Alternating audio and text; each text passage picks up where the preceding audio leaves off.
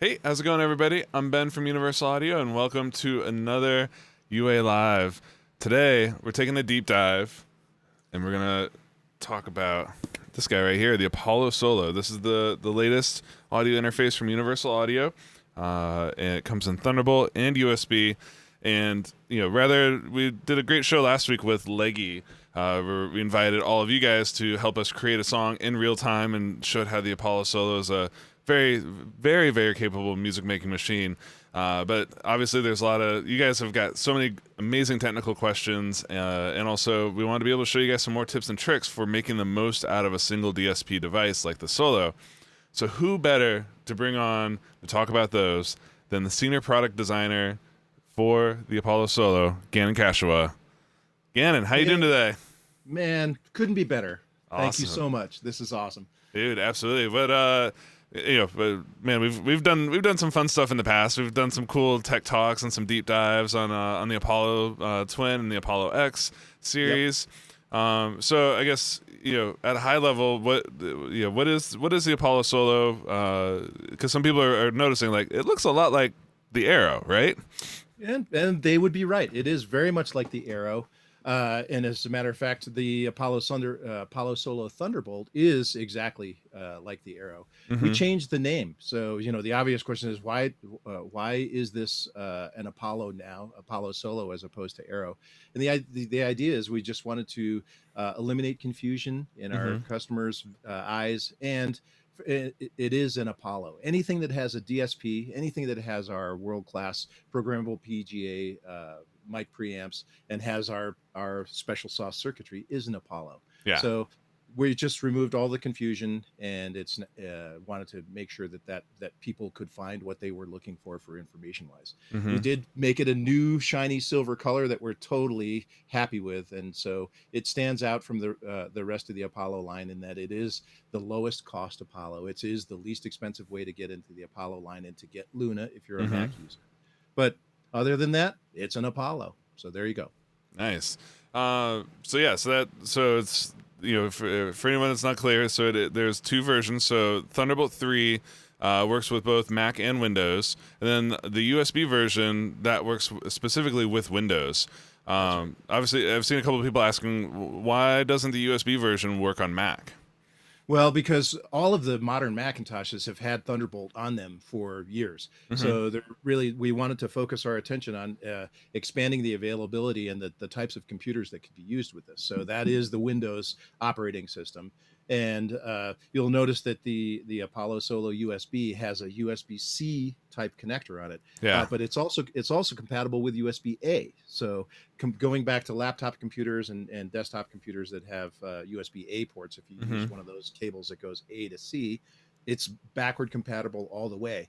We were able to support that by adding up an external power supply. So that's the noticeable difference between the two boxes is that the USB version has a power supply, and that Gotcha.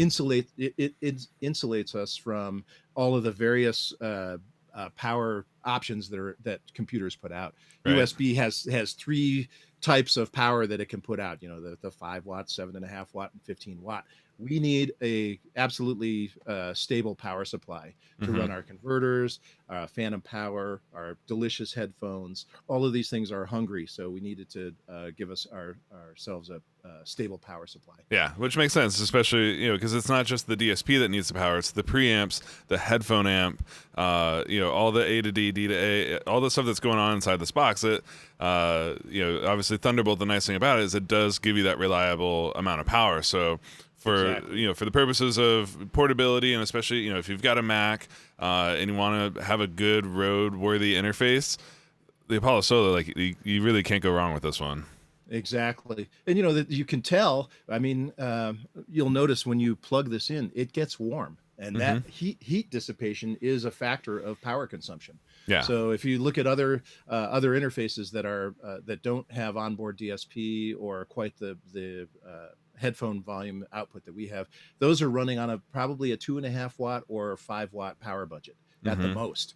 So we're up at 12 watts, and that allows us to power everything perfectly and throw off a little heat if your room's cold. So in the winter, you can also, it's a tiny little hand heater. It's great for Pummel around. Exactly. I've heard of guitar players doing this. So get cold fingers, or if you're losing a little bit of circulation, just put your hand on top of your Apollo for a few minutes and warm up the tips. That's right. But we never. It's not too hot to touch or anything. I was just saying that's an example of how much power we're actually consuming. Yeah, that's great. Great audio takes large rails. I mean, that's a fact of physics. You need to be able to produce a large voltage swing on those preamps, both on the preamp side and the output side, to develop a really wide dynamic range with low distortion, which is what we're all about, and making it sound great. Nice. So the actual I/O on the device. So on the front panel, it's got a high Z input. It's got a headphone output. So it's nice having those two just right there in the front. And then on the back, it has 2 combo jacks, right? So XLR Correct. or line input. Correct. And then 2 line outputs for That's right. which are the kind of the main left-right outs. That's right. And that's so 2 in, 2 out, or 2 in, 4 out if you count the headphones. Nice. Cool. So that's connections. The next obvious question is, like, this seems kind of similar to the Apollo Twin. So for anyone that's kind of on the fence out there trying to decide between picking an Apollo Solo or an Apollo Twin, what's how would you recommend it to a friend? How would you guide them the right direction so they get something that fits their needs? Yeah. Well, I would say immediately if you are, this is your first interface, you're first starting to get into the UA ecosystem. Apollo Solo is the perfect thing for a singer, a songwriter, somebody who isn't doing a lot of multi-track recording. The 2 ins are all you have, as opposed to the Apollo Twins. You have an actual ADAT input where you can expand that out to 10 inputs. So you can use another mic preamp and come out with ADAT and into the Twin. So if you need more inputs and more outputs, the Twin also has a pair of audio 3 and 4 outs that you can drive a separate pair of speakers or a separate Q mix if you wanted to light up another amplifier. So it has a wider IO complement. You can also upgrade the number of DSPs in the Twins. So right now the Apollo Solo has a single DSP. The Twin X Duo has 2, starting with 2, and the Twin X Quad has 4. So it sort of depends on where you are in the arc of your journey. If you feel like you can just lay down your tracks and do a basic amount of mixing, and the Solo is probably perfect for you. If you're a little bit further down the curve, maybe you want to upgrade to the Twin. The other thing is, because it's so affordable, it can become your second interface, right? You have your studio system. If you want to send it out with a group that you're working with to cut other parts or something. It's really easy. It's easy to take on the road. It's easy to throw in your backpack. It's easy to integrate those sessions back into a main thing. So it's a great one to take. Yeah, if you're going to go on a road trip or take a trip, like being able to just pull out your laptop, Thunderbolt cable, the Apollo Solo, and start recording literally anywhere. Right. As dramatized in the release trailer, where Jonathan took it up into the mountains to record his guitar for the final bit of that video. That's that's not really stretching the truth there. That's actually what it's kind of built to be able to do, is follow you anywhere you want to go and start recording. Yeah. So, okay, a little personal anecdote. We're going to plan a vacation to the Orcas Islands up in Washington, and there's a tree house that you can rent. And I want to sit in that tree house and overlooking the bay with my Solo and play my guitar and make music while I'm up in the trees. I mean, that's a dream. Right. Well, when hopefully you're gonna fulfill that dream here soon with some vacay. You know it, man. Coming soon, I hope. Nice. Got a question here in the chat. So Damien's he's wondering, he's asking, how is this I think we kind of already covered this a little bit, just to make it super clear, what the difference between the Solo and the Aero, because obviously, the main message here is it's a rebrand. It is. That's right. It's essentially the Aero, new color. But then the new thing, the only technical thing that's actually changed is the addition of the USB model. Correct? That's exactly right. Yep. There is no circuit differences between Aero and Apollo Solo Thunderbolt. Yeah. Apollo Solo USB has a different power supply, but all of the audio electronics, the mic preamps, the converters, the output amplifiers, the headphone amplifier, all of the guts are the same. They're just being powered off of a different power source. Yeah. So as we kind of started mentioning there, like the ideal candidate for the Apollo Solos, someone who wants to travel, solo musicians, singer songwriters. Like, this is kind of the perfect singer songwriter interface, because it totally is. Right. You can plug your guitar in direct, or you can use a mic.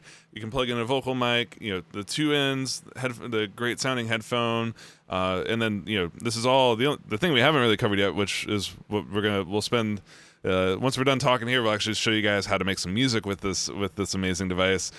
Is the sound, the real thing here, the thing that sets all the UA Apollo devices apart is the real-time DSP processing, right? Right. And we should have talked about it first off the bat. Those are not just preamps; those are Unison preamps. Yeah. Okay, so our Unison story, for people who are not familiar with that. Unison is a combination of hardware and software to generate models of classic tube and transformer based preamps. And the magic is the actual electrical interface between the interface and your microphone. We have what's called an impedance matrix in the front end of that allows you to emulate electrically, like moving electrons, what the resistance of the mic preamp is. And that changes.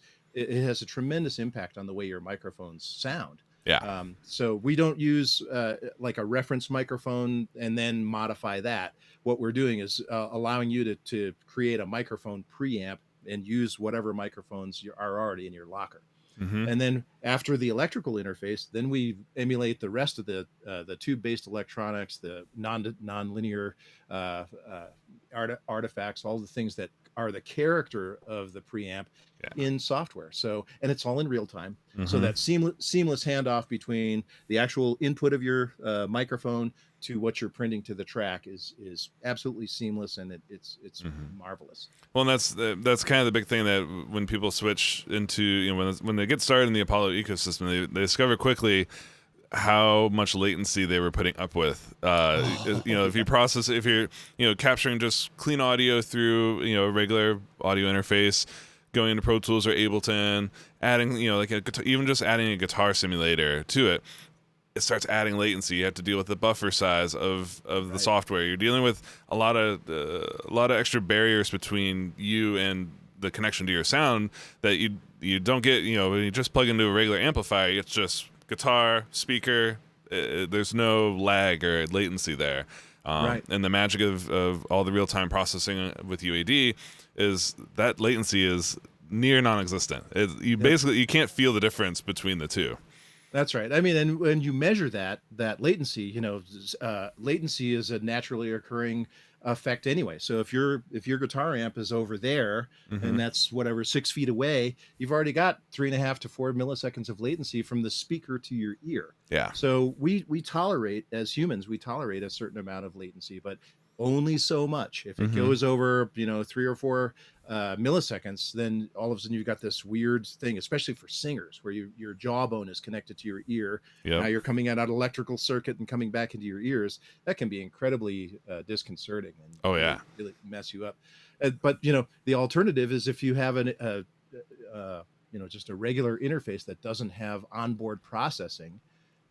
You're printing dry or you're monitoring dry. So you're hearing back stuff. It's like the least inspiring sound you can imagine. Straight mic preamp to your headphones. Yeah. Right. Yep. Nice. So I think that's the thing. When I was engineering full time, to me, I was always saying the most important mix in the house, headphones.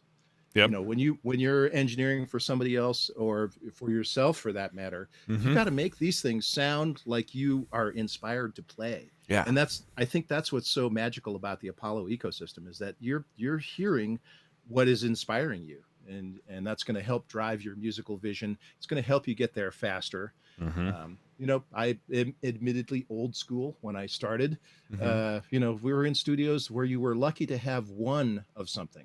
Yeah. So, you know, you made that path through the patch bay to the track, set it up, take pictures of it, and, you know, then tear it down. But Right. you had no choice. There wasn't going to be 3 or 4 EQP 1As. There was only one. Yep, exactly.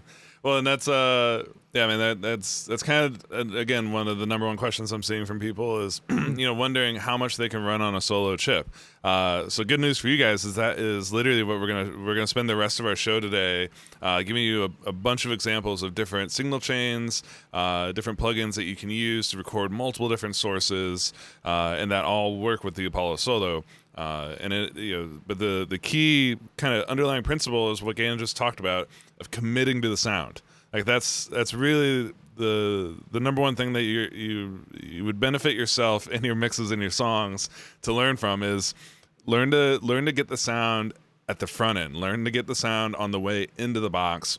It doesn't have to be fully finished. Like you don't have to compress the crap out of it. You don't have to add all the reverb and commit to those elements of it. But committing to a great preamp, to some EQ, maybe a little bit of compression, like committing to those aspects of the sound, not only makes your headphone mix sound much more inspiring, but it also frees up the horsepower to then move on to another track and do the similar thing. That's right. Yeah, and really the solo is plenty to get a fantastic signal chain. What we're doing, what we ship with Apollo Solo is the real-time analog classics, and they come with 14 amazing plugins. So you get the 610B, which is one of my absolute favorite preamps anyway. So a Unison preamp, you get the Ampeg SVT VR bass amplifier, you get the Marshall Plexi classic guitar amplifier, you get the raw distortion. So right out of the box, 4 Unison preamps. Yeah. And then of course you get the full boat of LA2A, 1176, 2 flavors of 1176, the Pultec Pro EQ, the EQP 1A.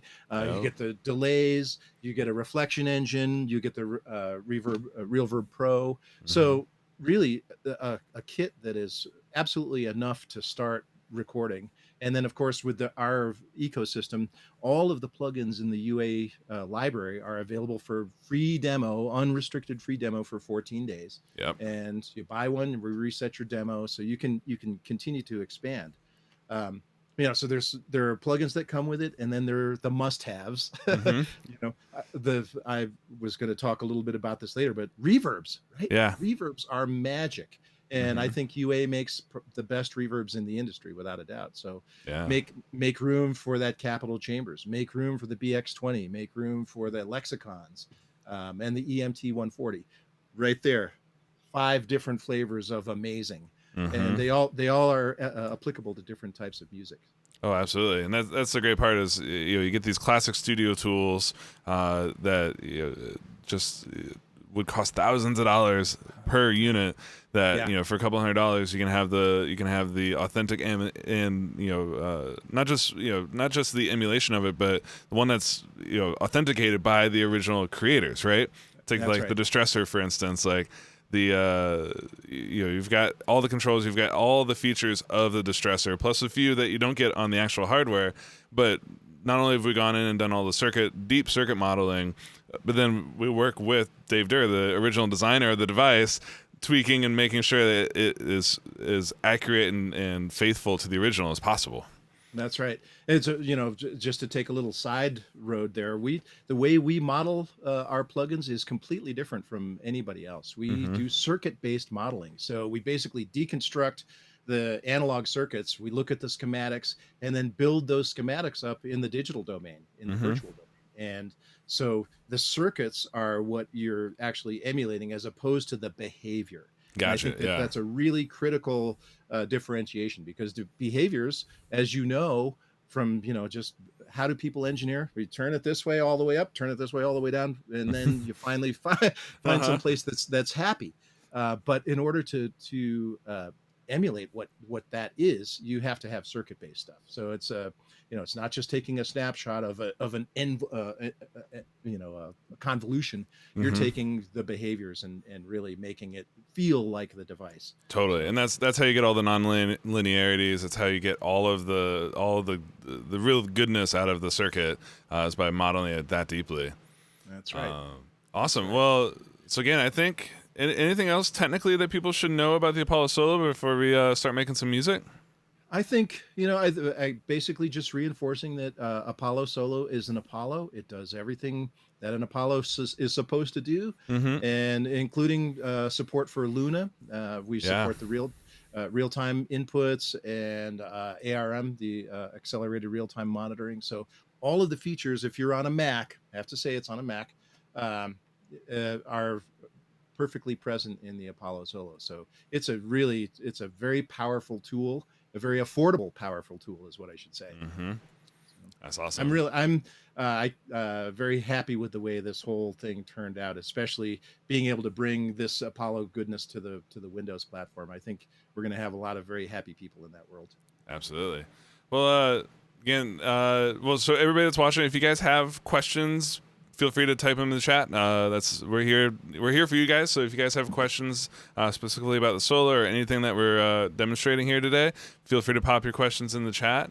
And either me or Gannon will take it, or also we've got, I think Matt and Drew are there in the chat with you guys to help out. But I think what would be a great place to start, Gannon, would let's go ahead and let's start making some music here. Let's show people kind of how to put this stuff into practice. And of course, both you and I we're both on Macs, so we're gonna show off how to do this in Luna today. But the note to everybody, like if you're on Windows or if your main DAW is Pro Tools or Ableton or Logic, all the stuff that we're showing today also works in those platforms using the Apollo console. That's right. Yeah. Nice. Yeah. Cool, man. Well, as you can see, I have a bunch of acoustic instruments hanging on the wall. Yeah. That's kind of where I live. So, if you guys are willing to indulge me, let's play some old timey stuff. That's what I like. Dude, this is so. No, I see a bunch of familiar names there in the chat already. So yeah, you guys have seen we've covered a lot of different types of music so far: rap, pop, soul, some cool jazz, some world stuff. But the one thing we've never gotten to really see or showcase on the stream before is some good old bluegrass. And that happens to be Gannon especially. So we're gonna get a little country with you guys today, if that's all right. So yeah, Gannon, can you go ahead and can you share your screen here on Zoom so we can see what you're working with? Absolutely, and we are sharing my main screen. There we Got go. it? Yep. Okay, cool. All right. Nice. So blank Luna session here. Let's just start at the top. I'm going to go through some techniques that I have been using for years, and this may or may not be interesting to you guys, but right off the bat, we're going to record an old-timey version of a bluegrass song that you'll probably recognize called Arkansas Traveler. Nice. And what I like to do, just for recording acoustic instruments, I use two mono tracks to record a similar microphone on two tracks. And what that allows me to do is, instead of having a single point source to pan and create my image, you have two. And so you can balance this way and you can push one back. So it allows you to come forward on one side, back on the other side, and gives you more of a 3D thing. So I'm going to make two mono audio tracks here. Let's just go there. And we're again, can do you mind hitting the maximize button at the top of the Luna screen, just so we get the most amount of spread on that? There you go. How about that? There we go. Yep. Okay, let me get rid of that. Okay. And so I don't know if you can see these mics I have. I was going back in history here. I have two SM81s that I bought 37 years ago. So you're recording with technology that's older than me. Yeah, I hate to say it, but there you go. And so I do a high-low arrangement, and it's really nice because I tend to sit here, and it's easier for me to get a high-low perspective on the instrument, certainly do other things, but this is a really quick way to get one on that gives you typically the lower strings and one that gives you the higher strings. It gives you a good spread without a huge phase variance and depth variance. So well, that's really cool because I think a lot of people when they think stereo guitar, right, they think like XY, or they think like maybe one closer to the sound hole, one further on the neck. So what you've done is you kind of turned that around. So you've kind of turned it 90 degrees. So you've got a mic that's a little bit, kind of addressing the lower strings, one that's addressing the higher strings, and then with some fun creative panning that'll, like as you were mentioning, it'll help you bring things forward or backward, and just kind of adds depth to the sound in a sense. Exactly.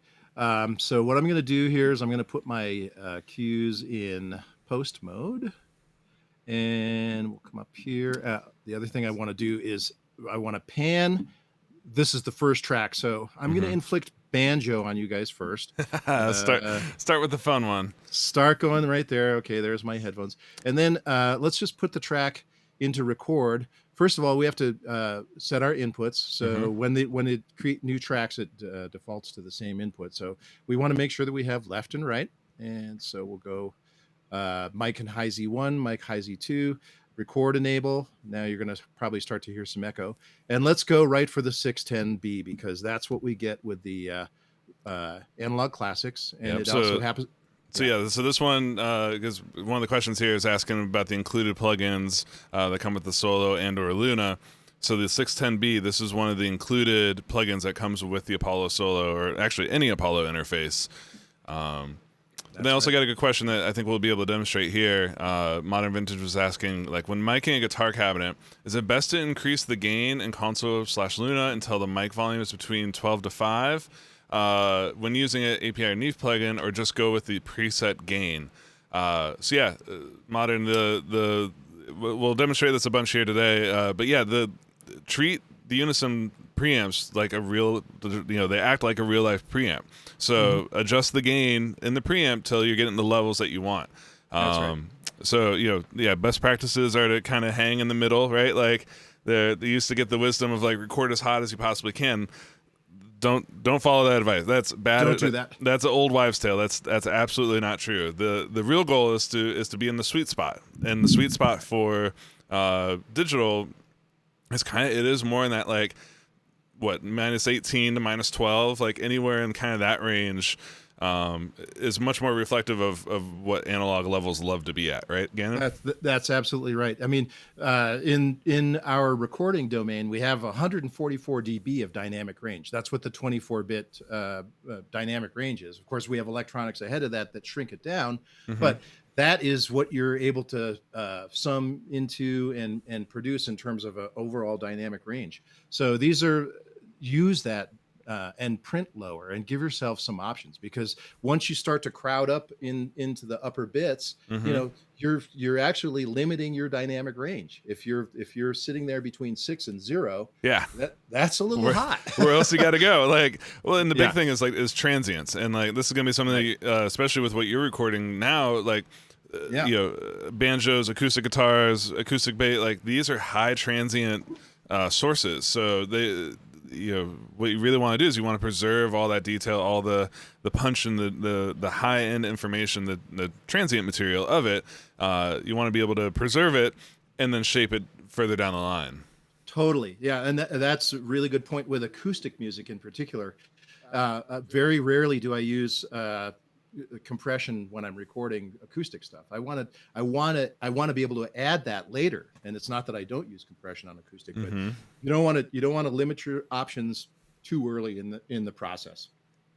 So that was my one piece of advice.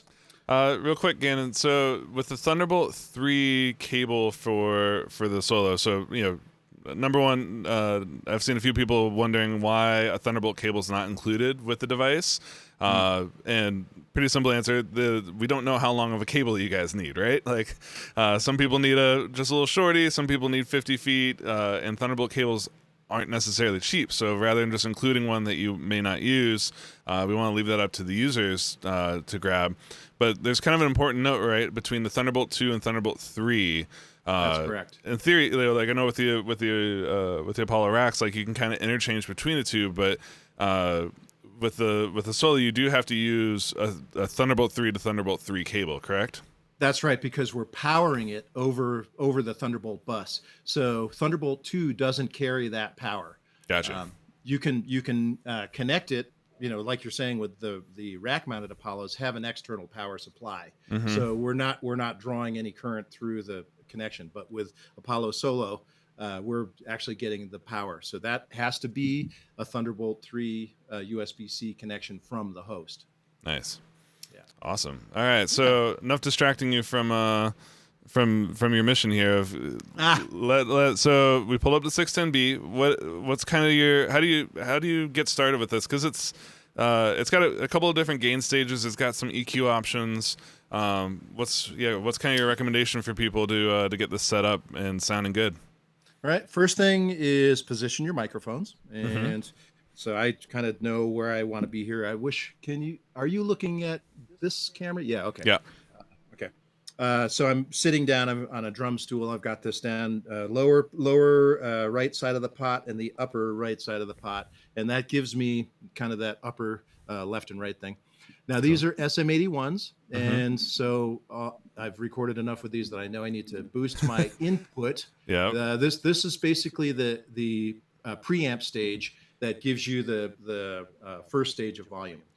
The level is the second stage, and this is where a lot of the magic occurs. What happens here is as you turn this up, a certain amount of feedback goes back to the input stage, and this is how you get that wonderful warm feedback loop. So it's a feedback amplifier circuit that is it's wonderful. So that's kind of where you really get the tube flavor from it, correct? Yes, exactly. That warmth starts to happen as you drive this guy up. You'll get a lot more, signal warmth. And to me, I would describe it as the sound gets bigger. It just, the footprint gets larger. So let's see here. I'm going to give myself some volume in those headphones so I can hear. All right. And then so you can see I'm just strumming here. The reason I record with 2 mono tracks is see how the right side is a little harder? Let's just fix that. So we'll back that guy back down. And we'll get a little more there. Okay. And then what I want to do, just to give this banjo a little more top end, I'm going to add a bunch of 10K, which I just love on this guy. So now there's a nice, very instant bass sound, or banjo sound rather. I got +10 on the preamp, level to taste, and then a little bit of boost on the high end. And that's all I do on this guy. Just keep it simple, right? Keep it simple, stupid. Exactly. Let's pick us a tempo here. I'm gonna just kick this up to like 124, maybe. See if I can hang with that. Okay. Shall we see what happens? Let's give it a go. I'm gonna mute your mic so we're just listening to just the banjo while you're playing this example. All right. And here we go. See you at the end. 1, 2, 1, 2, 3.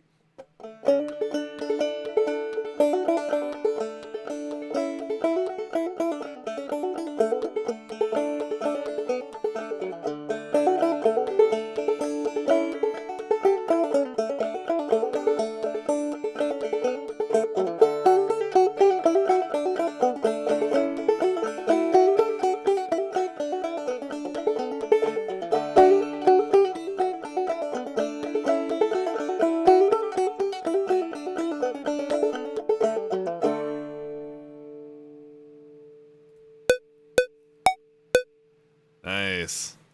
Okay, so I'm not trying to make a record here. I just wanted to give you the idea of what that first track sounds like. So, and this is kind of for everybody watching, like what Gannon's showing, what I'll show as well is this is kind of the solo musician workflow, right? This is you record one track after another track, and the cumulative effect of it is you start kind of building up.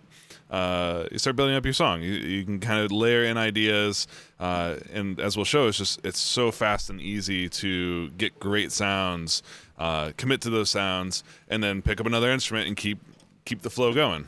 Keep rolling. That's the idea. So let me prep the next thing here, and What I want to do next, I'm going to push these mics out of the way. We had a good question come in asking about from B Futures, asking if the Apollo Solo can drive HD 650 headphones without distortion.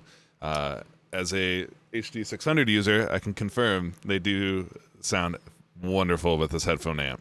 The higher impedance headphones, of course, represent a higher load, so they're quieter. There's not as much power as you increase the resistance in the headphone, then the power consumption actually goes down, or the power consumption goes up, but the power output goes down. Yeah. So yes, absolutely working. We test everything from 16 ohms to 600 ohms, and there is absolutely no distortion. Yeah, that's kind of the key thing is especially if you're going to be recording using headphones like this, you want to know what you're hearing is the truth, right? And that's if you hear distortion, you want to know that that distortion is actually from the tracks and not just your monitoring environment. Exactly. You don't want to. You can be fooled. Loudness can actually fool you. You get that, especially if you're listening too loud. You'll hear that distortion, and it could actually sound good in your headphones, but bad in the track. So be careful. Right. All right. So next up, let's add some guitar. And what I'm going to do is just take these two tracks. I highlighted them. I'm going to just duplicate them. Boom. And we'll just get rid of this track and this track. And we're going to put some guitar next because that's traditionally what one would do. And you're going to use the same miking technique, the high-low thing? Nice. I am. And what I'm going to do, TR, there we go. What I'm going to do here, though, is let's go back over to our mix window and let's do this shifting thing that I was telling you about. So right now the banjo is panned hard left and hard right. I'm going to bring this guy back over so that he's over just a little bit to the side. And then I'm going to put the guitar over on the other side so that I can kind of not pile up on top of each other. Nice. That GTR, I hate it when I mistype stuff. I'm sure everybody in the audience is just like that, right? Put your hands up if you also are a little obsessive about how you name your tracks like we are. Track naming, file naming, come on, that stuff is critical. Session naming. We were geeking out on Fab's show this week talking about how you name your sessions and keep track of mixes. And I was really I respect your system, Gannon. You use the engineer system of year, month, day. So that way everything is always perfectly in chronological order. That's the thing, because especially when you're doing version after version after version, the date is probably your best date. And then if you're doing multiple versions within the day, date and dot. Yep. Yeah. That's the way to do it. All right. See, lots of hands coming up there. Oh, yeah. And how many times have you lost something because you didn't name it right? I mean, how many Audio 1 files, Audio 101 files do you actually have? Exactly. Millions. Yeah. Okay, so I'm going to start again with the 610s because they're just perfectly appropriate for this. But in advance, I know that for this particular guitar, I've got a beautiful Martin D42 over there. It's a little dark for what I am typically going for. So I'm going to add a record effect and another one of the real-time analog classics, which is the Pultec Pro.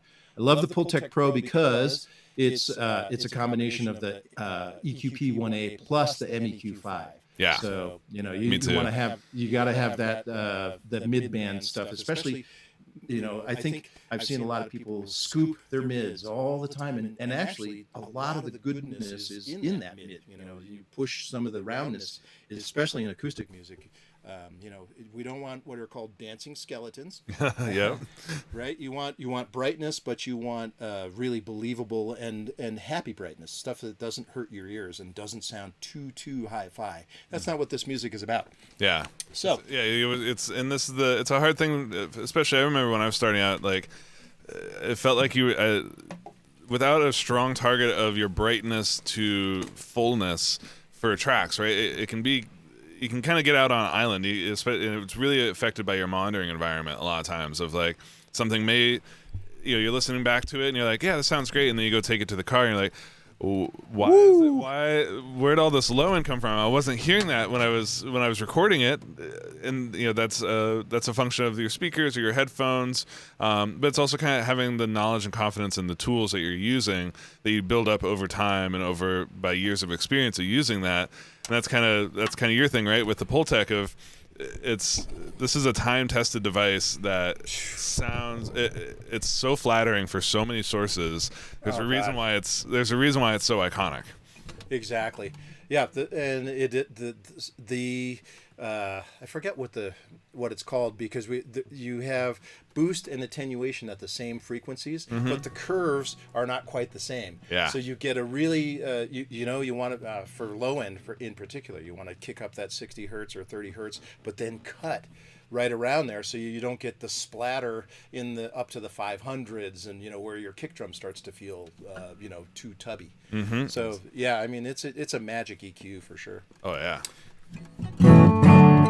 Okay, so we're gonna balance these guys out a little bit too. Let's see if I can get in position here. So what I'm doing, I'm kind of angling the mics at about. I go a little bit higher than the 12th fret. I'm right where the neck joins the body. Because you don't want this. You don't want the tubby thing. You want a little bit more of the a nice balanced area. And then what's your distance right now? How far away from the microphones are you? I'm about 8 inches. About 8, yeah. About one shaka. Yep. Not too close. Close miking is kind of a dangerous thing, because especially with acoustic instruments, the proximity effect is disastrous. And then if you start to move when you're playing, you go whoop, whoop, whoop. Yep. Those sorts of terrible volume differences and tonal differences. So this guy, I backed off the 10K on the 610. Another thing that I like to do with the 610, and this kind of highlights the Unison functionality. These switches right here are your impedance switch. So the stock impedance is 2K, 2 kilo ohms.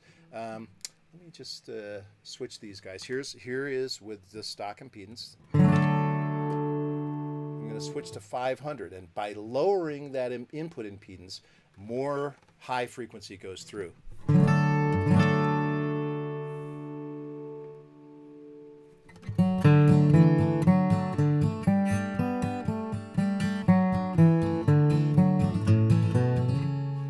and then we'll go up one more time. Hear the pick?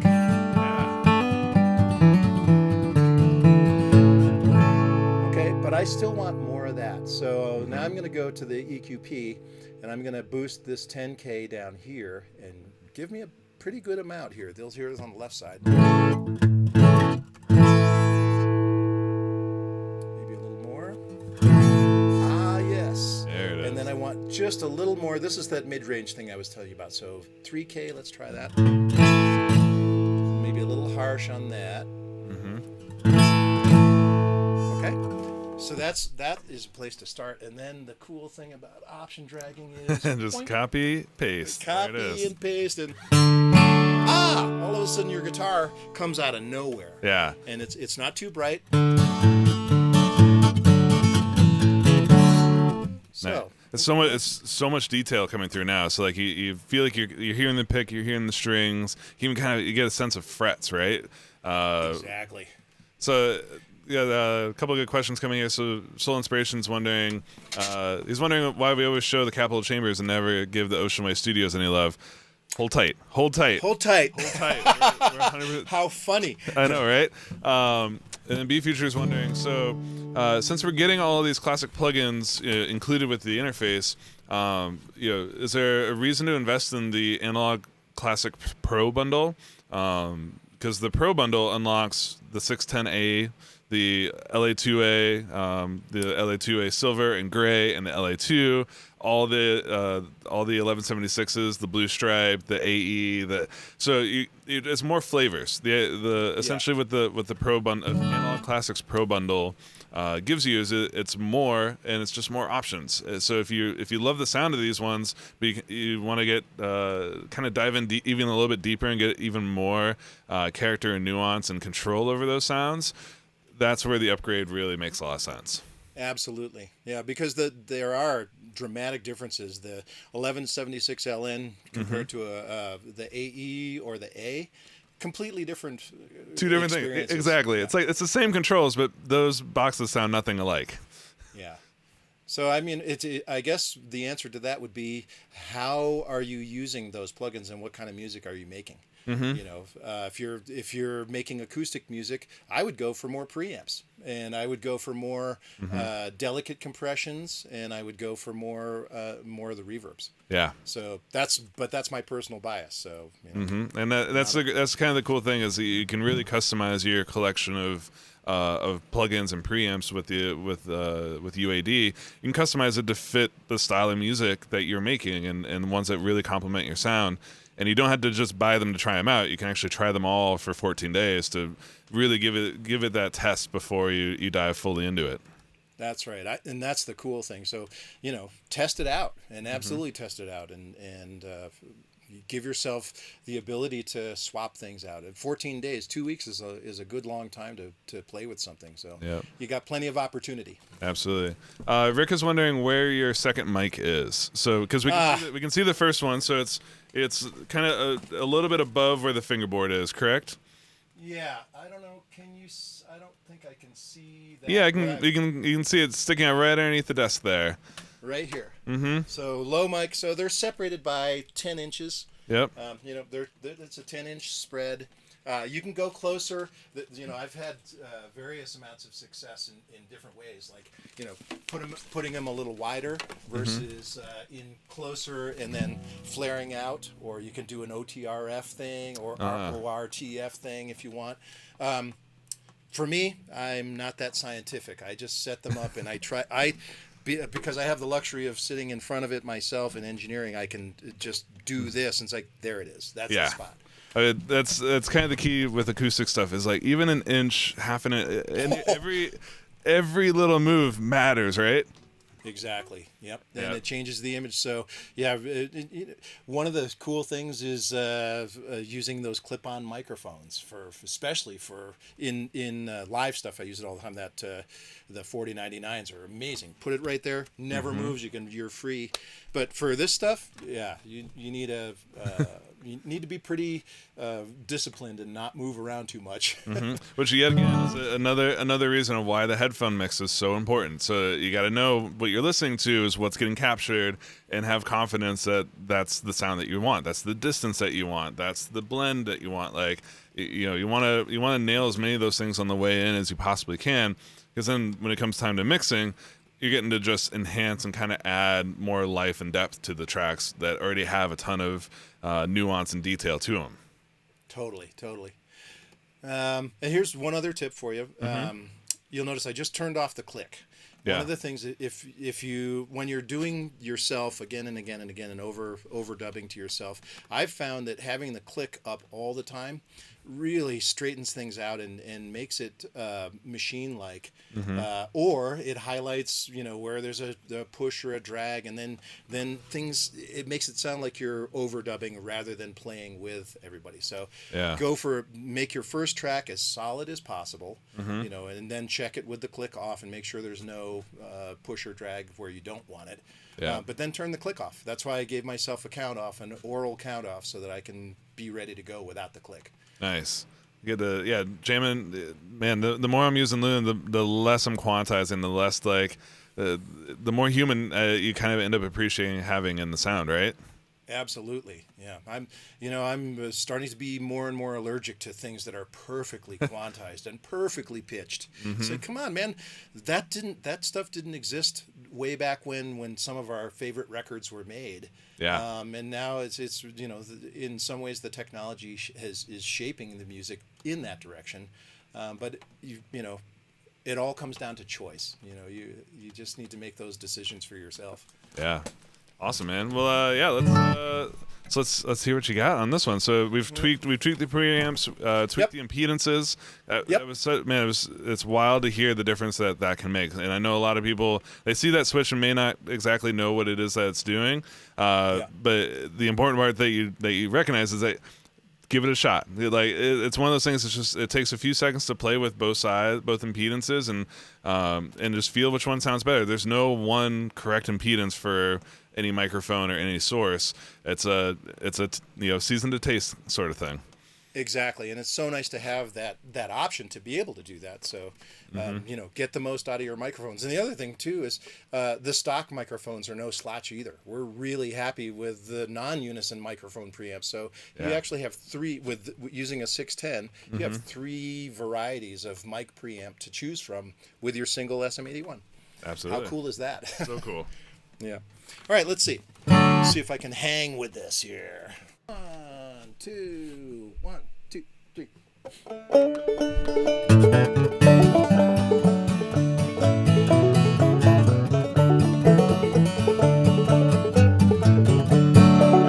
going to stop right there.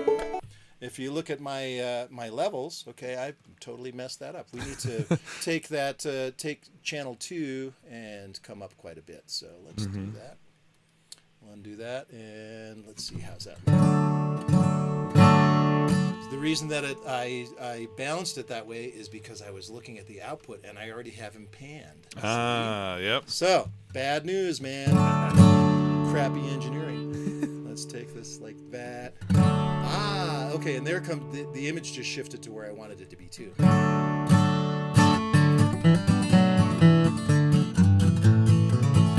There we go. That's there it is. More what I was after. So, coming back, let's see if I can do it again. 1, 2, 1, 2, 3.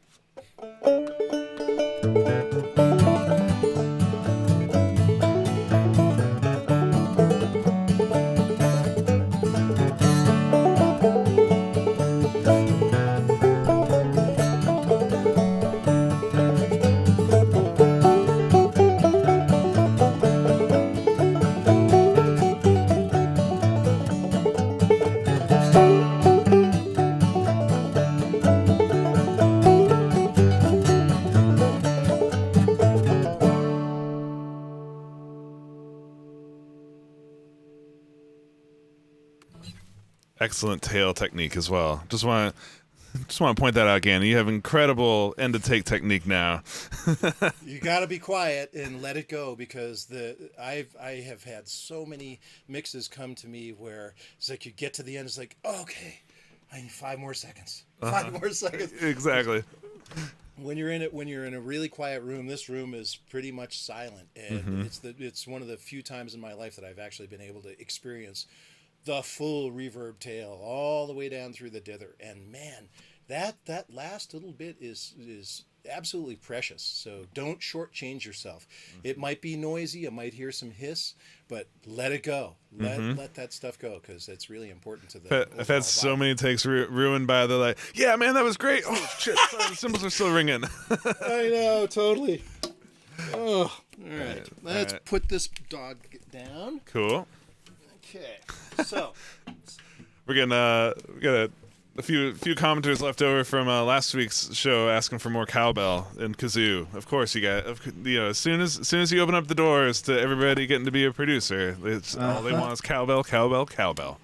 Well, we could do cowbell. I have one. Yeah. Well, so got a good question from Job.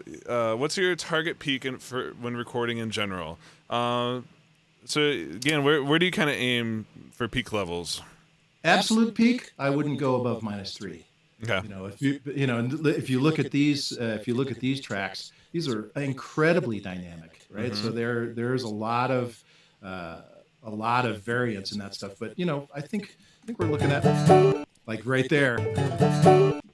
I'm going to clip because there's 2 accents on that same thing. But there's plenty of dynamic range in the track to give you permission to bring stuff down, so you're not clipping. Or this may be a good candidate for just a little bit of compression, but not yet. Not yet. Yep. Not yet. And that's exactly it. So, and the thing that's kind of hard to tell with peak metering and peak levels just in general is they're so instantaneous, they're so fast. So what's really important, they're crazy important because they let you know if you have clipped, you'll instantly know that you've clipped and you've lost that information.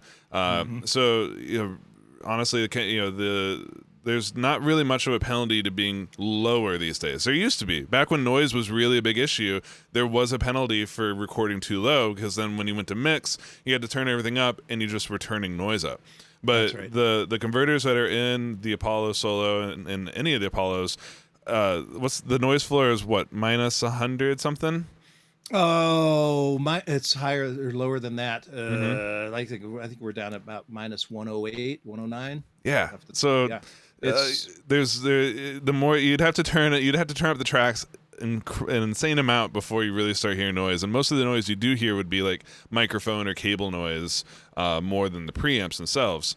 So that's all kind of a long way of saying, don't never clip unless you really want that sound, and just chill at like, man, be peaking at like minus 10, minus 12. It makes your waveforms look a little wimpy, but if you can get over that, if you can get over the fact that your waveforms aren't, looking loud and proud, it's totally fine, and it actually will sound better. It gain stages puts you in a better spot gain stage wise for later on down the process, because you can always add that gain in using compressors or clip gain or the faders.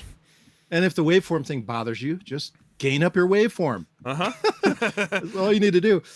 Okay, bad joke.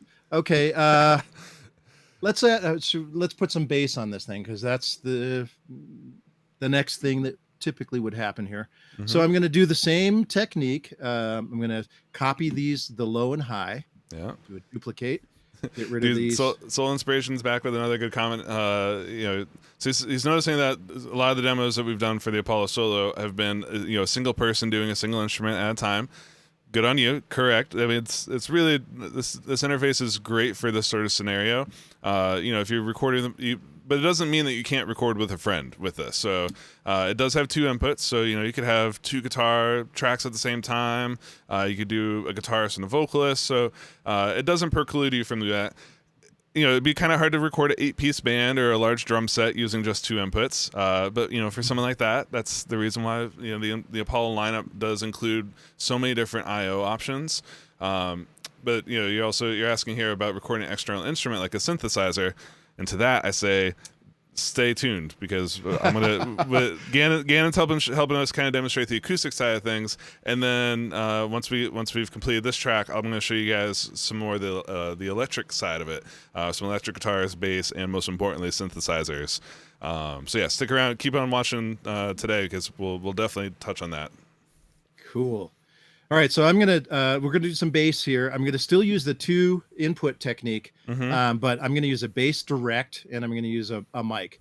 Nice. First thing you want to do, bass always goes up the middle, so get rid of that fancy panning thing that I showed you about.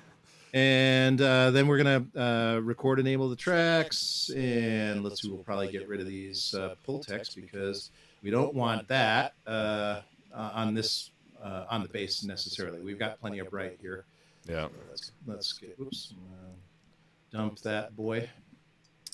And then we'll bring up the 610. We'll have to do some work here, because the direct, of course, is going to be a little bit different, actually, dramatically different. I was like, it's not going to sound like a microphone at all. At all. So let me just put this down for a second and get said doghouse ready to go. I'll be right with you. Nice. Yeah, Mike, I totally agree. This song definitely could use some cowbell. It could. Doesn't mean that we have to, but it certainly could use some cowbell. Let's see. Scrolling down. I'm back. Now, what I'm going to do now is... Oh, you there? Yep. Okay. Again, is there an instrument that you don't... Is there an instrument that you don't play or own? Yeah. Lots. I don't have a zither. I don't have a hammer dulcimer. There's a lot of those. I do have a dulcimer, but not a hammer dulcimer. Okay. We're going to do this now. I'm going to use the lower SM81 pointed right at the bridge. So okay. And we'll do two mics here. This is kind of gives you your traditional, gets all the slapping and stuff like that. Probably don't need a whole lot of bright on there, but let's just get our level on the microphone side. So that's the bass mic track. sounds like a room, a tubby bass. This was a student bass that I rented to own, Mm-hmm. and so it's not too great. Now we'll go over to the.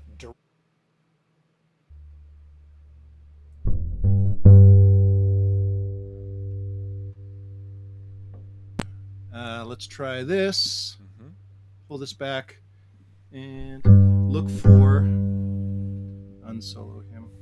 Let's look for the level. It's a little hot still. I'm going to pull down the input because I want to keep the second gain stage fairly hot, so I'm taking advantage of that feedback amplifier that I was telling you about earlier. Mm-hmm. We want to keep that magic going.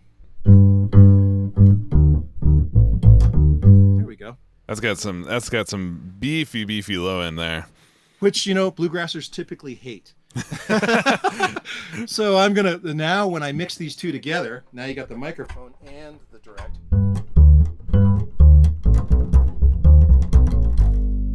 Right? So Yeah.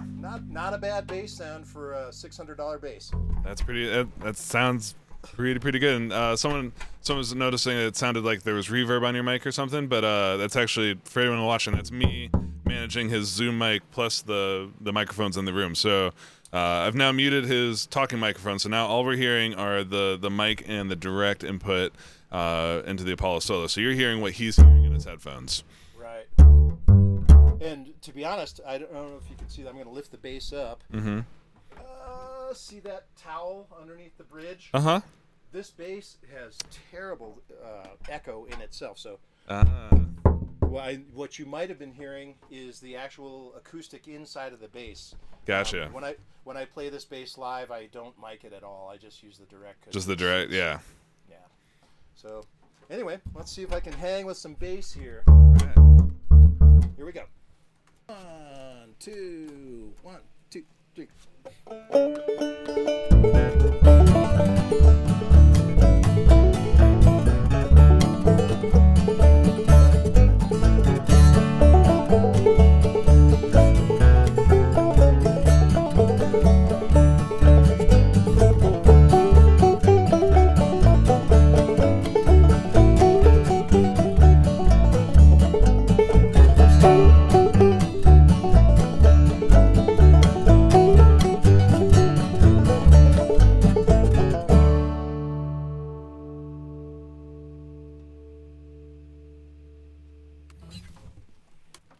Nicely done. Okay, well there you go. There's 3 parts, and again, we're not trying to make a record here. I'm just trying to show you, how you can easily layer up these sounds and make a fairly convincing, acoustic track without a lot of work. Mm-hmm. Without a big space, without tons of microphones or this is using a really reasonably priced mic, and it's all about the mic technique, and then it's all about the pairing. We did a killer video last year with Jakir King, all about recording acoustic guitars, and the biggest takeaway I had from that was it's the matching the mic with the instrument, with the preamp. It's the harmony of all those working together that really gets you to a good sound. So important. All of those things are so important to making it believable. Mm-hmm. And that's what we keep saying. One of the things that we're trying to help people do is get album quality results, and not just a bedroom thing. When you're done with this process, I could ship this to somebody and they would say, "Yeah, okay, yeah, I can work with that. I can work with that. We could mix that." Mm-hmm. So, but now everything has been recorded in basically the same position, same room, same microphones. So let's make some acoustic difference here. And someone had mentioned earlier, you never talk about Ocean Way. Well, so funny that's exactly what I would go for right now. I'm going to add a bus track here, and we're going to make the room happen. Awesome. I'm not going to use summing. I'm just going to make it a bus track, and we're going to call that Ocean Way. And an eagle-eyed viewer noticed that one of your bass tracks is the basu, the bass W mic. I know they got you. Darn it. Well, okay. I do have a a reason for that. If you know, so I'm looking a lot like this. My glasses, I'm on the wrong pair of glasses because my glasses broke.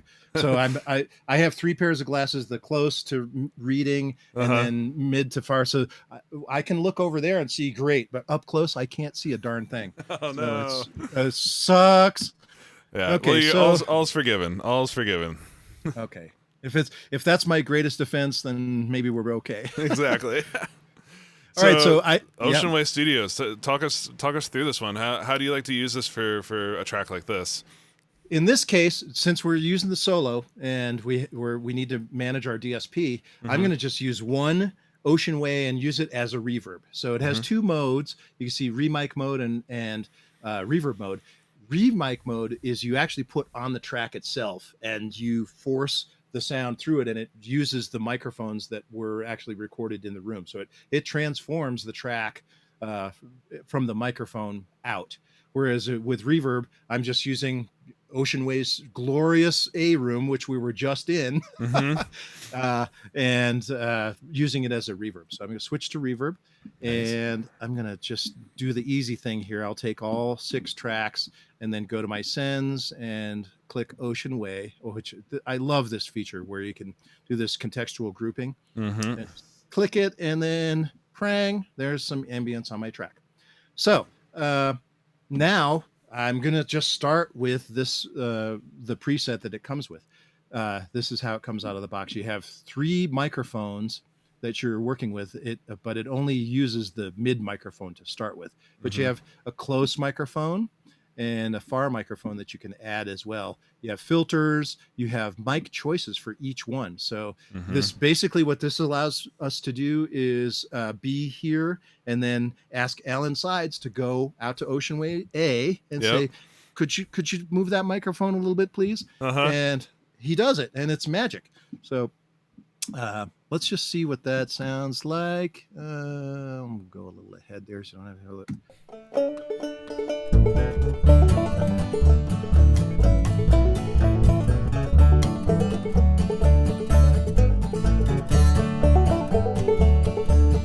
Whoops, my bad.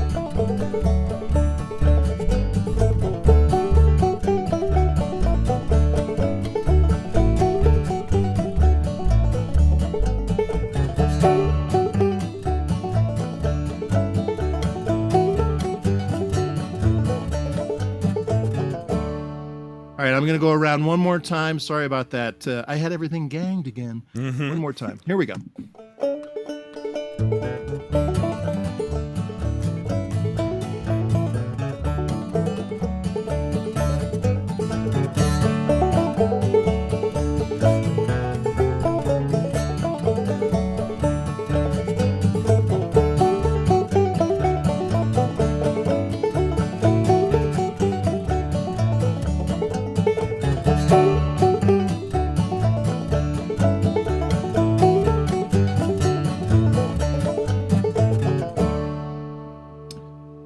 How about one more time, and let me play you just a couple of different options for that reverb, okay? Yeah. Here we go. All right.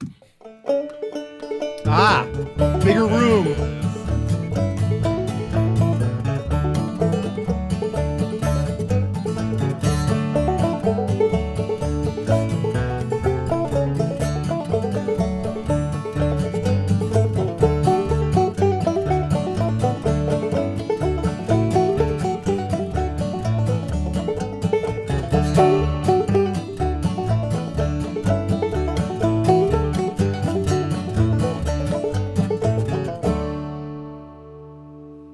So, instant ambience. Now, I've taken 3 tracks recorded, 8 inches away and put myself in space with the spacing. When I'm mixing, I try to visualize where everybody's sitting, how the proximity effect between the instruments might sound. Yeah. So that's kind of what I'm after. I don't know if you guys were able to feel that, but that's what I'm after. Actually, let's. Do you mind playing it one more time? Let's take the whole Ocean Way. Let's bring it in and out a little bit, so so people can really feel the difference between the added dimension and then what it's like just dry.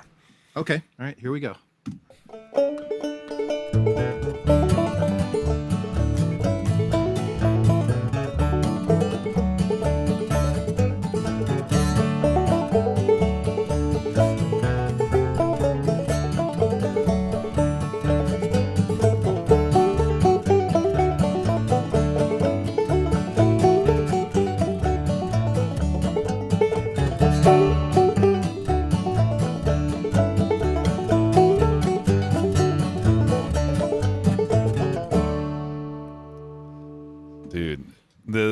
dimension that adds to the banjo and the acoustic, right? That's where you really hear it. You can hear it now. The sound's kind of bouncing off of a wall and coming back.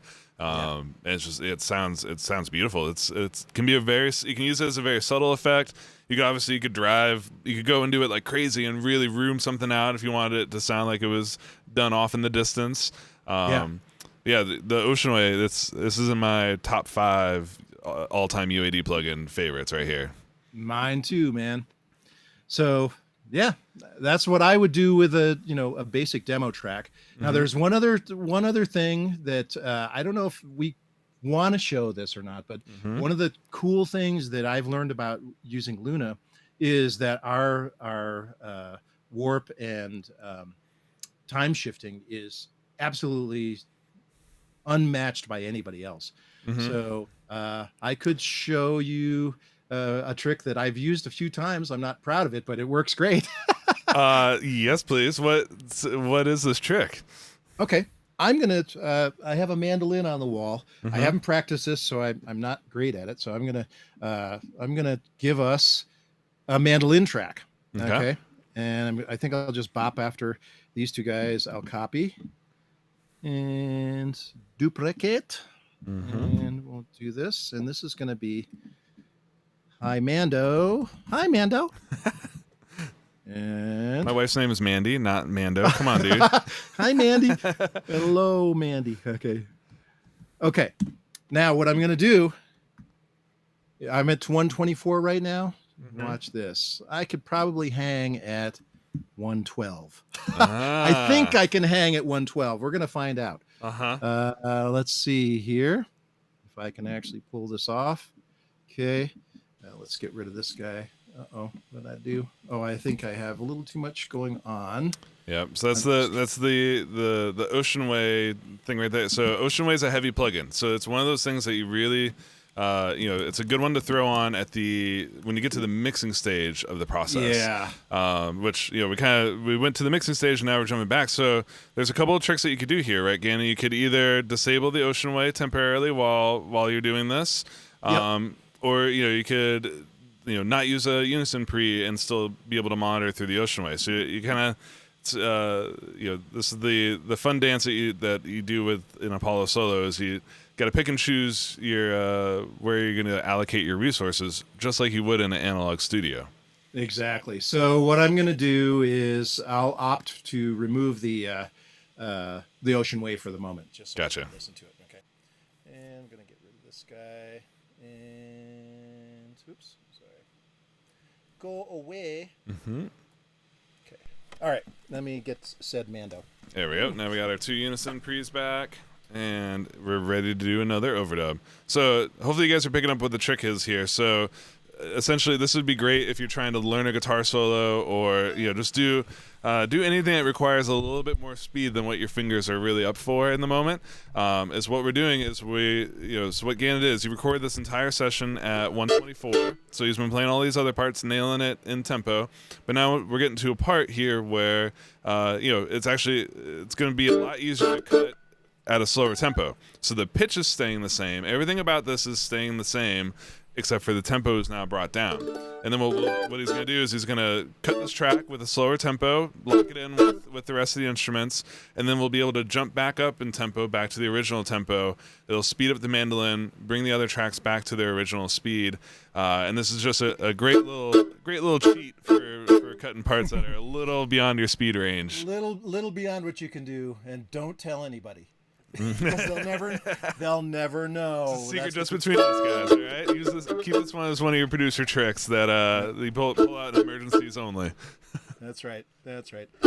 So this mandolin, I love this mandolin. It's very woody, roundy sounding. But also, with Mando, you typically do the chop, which is like all transients. So we're biting there. You can feel it. It's just touching that non-linearity.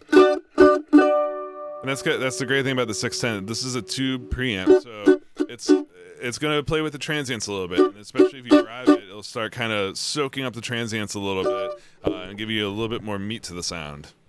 Exactly. Okay, so Unrehearsed. I hope I can do this. Let me just. Love putting Gannon on the spot.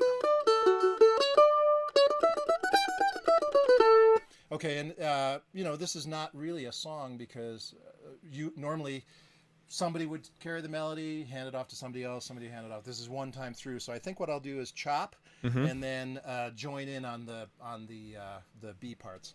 Cool. So see you at the end. Wish me luck. Good luck, Gannon. Thank you. Here we go. 1, 2, 1, 2, 3.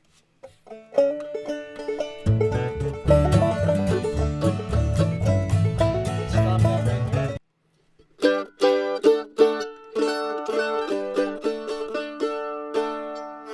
What did I do wrong? I did something. One more time. 1, 2, 1, 2, 3.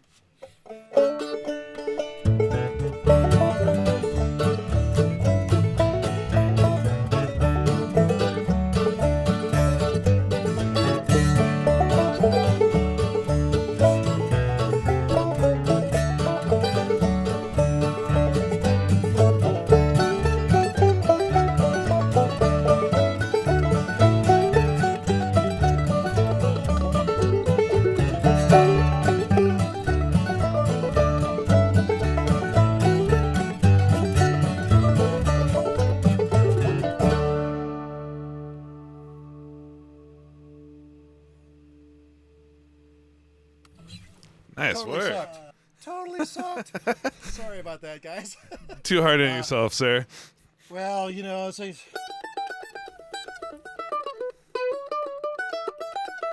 There's just too much, repetitive stuff. It's also, usually when I switch instruments, I give myself like a couple of minutes to like, oh yeah, that's the mandolin hand. Oh yeah, that's the guitar hand. Oh, Yeah, right? the banjo hand. Wait, you mean you don't instantly switch from one to the other and you do it all live in front of a studio audience? That's weird. Well, when I used to play in the band that I used to play in, we would switch instruments around a little bit. So you'd go song to song. But Yeah. If you're prepared for it mentally, it makes it a lot easier. Nice. So, all right, let me put this down. Mhm.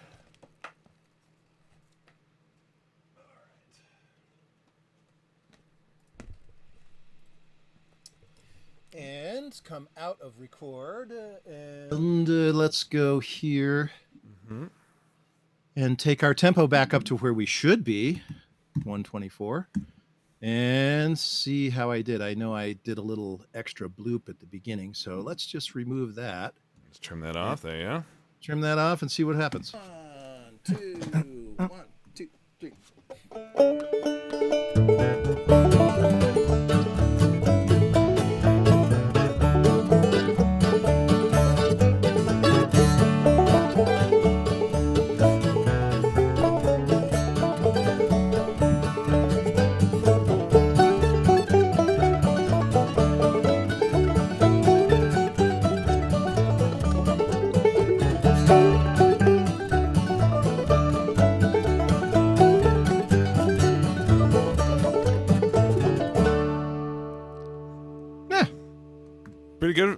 Pretty good, man. Well, and that's such a cool trick. So now everything is, and the cool thing about Luna, right, when you're doing this sort of time stretching, is it's holding the pitch, and the sound quality is great. So like, oftentimes, especially I know when stretching was first coming into DAWs, it worked, but it didn't always sound great. Right. Nowadays, the sound of it is actually, you'd pull this up, no one would be able to tell that you time stretched that mandolin part to be able to play it. Never. They would never know that. And this has also become an incredibly powerful practice tool for me. Remember you had that iPhone thing, the amazing slowdowner? Yep. Well, this is the amazing slowdowner that, everybody had originally wanted. It's actually works. So, it helps people like me sound like a proficient musician. More than proficient, sir. This is sound. It sounds incredible. This is all just done super easy, really fast. This was all using the 610B, the included Unison preamp that comes with the Apollo Solo. A little bit of Pultec, and just some care and some thought into how you treat those sounds on the way in. means that now, literally, I think on this, man, if you maybe add some Neve summing to the main fader, That's what I was just going to do. Put a little bit of tape on those tracks. It's just going to take it all the way to the next level. Yep. So I would sum this guy here. Let's see. I would do this typically is do a bus and do the Neve summing there. Oops, I don't need to have him. I need to have him. There we go. And this is Neve. And I'm gonna take everybody right there. This is the contextual thing, and go back to my output and say, hey, would you mind going to Neve? Thank you very much. Notice that the level goes to where it's supposed to go, then unselect, and now all of a sudden I have a Neve summing bus that is marvelous. 1, 2, 3.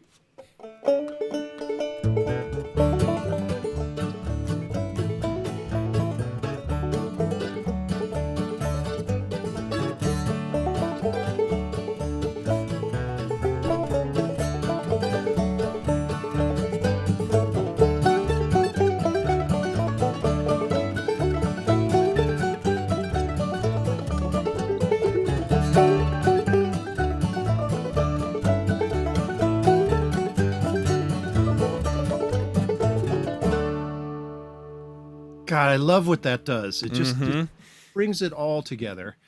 And so we got a good question here from B Future. So since he's asking, so since you record all the tracks using the 610 pre, and every time the recording is playing the 610, working with it, or is it already printed? Yep, it's already printed. Already printed, exactly. So each one of those, all the audio files are captured with that sound already in there. It releases the processing and allows us to use that DSP to power the Ocean Way here. And that's a really good point too. When you're doing this and it's just you, or if you're doing this process with other people, look at that preamp and carefully look at your settings, and don't print the same settings every time, because otherwise you'll start to get buildup of the same frequencies. Particularly the room.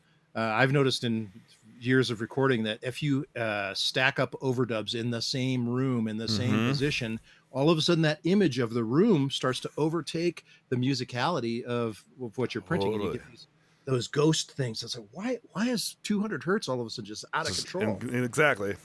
Same mic, same place, same settings. If everything stays exactly the same, you get that buildup. So yeah, like Gannon said, it's important to tweak the settings on your preamps, move the microphones. Even again, like we mentioned, just a couple of inches difference will give it a different picture of the instruments in the room together. So yeah, it's really important if you're going to be overdubbing yourself over and over again like this. Definitely do yourself a service and kind of move something around a little bit between each take or each instrument. Yep. And I'll go back again. Use this if you're so into it. Try this doubled mic technique and see how you're panning, what happens. So one of the cool things about grouping in Luna is when you have them grouped and you can put these things together, watch this. Now you're shaping, and that is your pan control. It is the coolest thing in the world that you can shape forward, backward, and left to right in that same pair of microphones. So I love that how they move relative with each other rather than just snapping together and then moving. Exactly. Yep. So for what it's worth, those are some of the things that I've discovered over time that help make a really nice acoustic environment. So had a good question that we didn't cover when we were doing the speed up slow down trick. There was one option that we didn't check in on before we did it because it's the default. But in the arrange view, all of your tracks are when you create new tracks inside of a new session, by default you see how they're labeled mode and they're using the warp polyphonic. The important option there is to make sure they're in tempo mode. So tempo mode means that those tracks they follow the bars and beats. So you can change the tempo up and down, and no matter what, those audio tracks are going to be locked to the grid of the session. Whereas if you just drag, and this happens most often when you if you just drag and drop some audio stems, typically when you import audio into Luna, it'll default to time. It's assuming that you want to keep that audio intact and you don't necessarily want it to be sliding around instantly. So yeah, it's important to make sure all of your tracks are in tempo mode before you adjust the tempo, then move the tempo down. Yeah. But I mean, the cool thing is you saw how I did this, right? I played to the click on one track, and as long as your time is like relatively good, and the system can say, "Oh yes, he's on the grid." Everything after that, it is simply amazing. I've never seen anything like that. Oh yeah, absolutely. Totally cool. Nice. Yeah. Anything else that you wanted to highlight here before we switch over to showing some electricness? I think that's what I wanted to talk to you guys about, and I hope this has been helpful and useful to somebody anyway. Oh, dude, absolutely. Everyone's really loving it. And this, again, what we really hope you guys are taking away here is like how much fun it is to record and capture ideas, how great you can make them sound in an instant, and then how to use a single DSP chip to still get really big sounding results. Yeah, that's it. Everything printed. So there's your advice. Commit those sounds, get the sound that you like, and then commit it. And then you can build up a track, and all of a sudden it sounds kind of close to a record. Right? Before you know it. Awesome. Well, again, man, this is what a cool song. Let's go ahead and stop sharing your screen, and I will take over with my laptop. So, as you guys know, typically when we're here in my studio, I've got 2 Apollo racks, couple of octos, a twin in the back, 100% spoiled, rotten with DSP and Apollo power here. But for today, I've got my laptop here in front of me. So I've got my solo, I've got a little OP1. Right now I've got a high Z. I've got a cable here connected because I want to show you guys some electric guitar and some electric bass. And show you some cool signal paths that you can build using the real-time UAD processing. I've got a MIDI keyboard kind of over to the side here, but yeah, like I mentioned, this is typically I'm spoiled with UAD stuff, so it's always fun to go back to a little bit more of a portable rig. And this is honestly not this one, but this little arrow right here. This is the guy that I take with me on every trip, which is now getting replaced by the Solo. So what I've set up here is a bit of a session. This is the way I love to kind of enjoy, kind of making music or coming up with ideas. Like a lot of people, I'll start with a bit of a drum loop, then maybe layer in some more sampled instruments, and then kind of start layering in some real sources. So let me give you guys an idea of what I'm working with here. So let's just play. We play just the 2 drum parts. So this is kind of our starting point.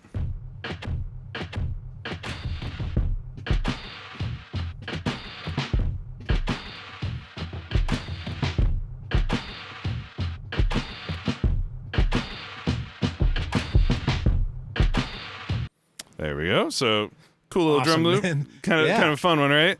Yeah. And let's see. So that's just as it is. I talked about this trick on a stream, I think last week. But one of my favorite things to do with drum loops is, well, first of all, most drum loops when I bring them in from like Splice, they typically look like this. And when we're talking about gain staging, this drives me nuts because this is so much level. This is basically they normalize it to 0. Totally fine. No, it is what it is. But the number one thing I do when I bring drum loops into a session is I turn them down to 10, 12 dB. Just bring it into kind of a more of a reasonable gain stage. Yep. And then the trick I really love to do is, as you can see, I'm playing around. All of my tracks are already in tempo mode. Is playing with the pitch of the clip. So you can kind of tune the drums up and down. I use this even to like subtly differentiate between like a chorus and a verse. So as you saw, like that area of this little demo is minus almost 2 semitones, and then here I lift it up a semitone and a half. So it's 3 semitones difference between the 2 parts, but it kind of gives you this transition from one part of the song to another. So this idea, I started with this guitar track. I'm gonna plug in my Telecaster here before I turn it up, and find my pick. There it is. Cool. So record enable. I've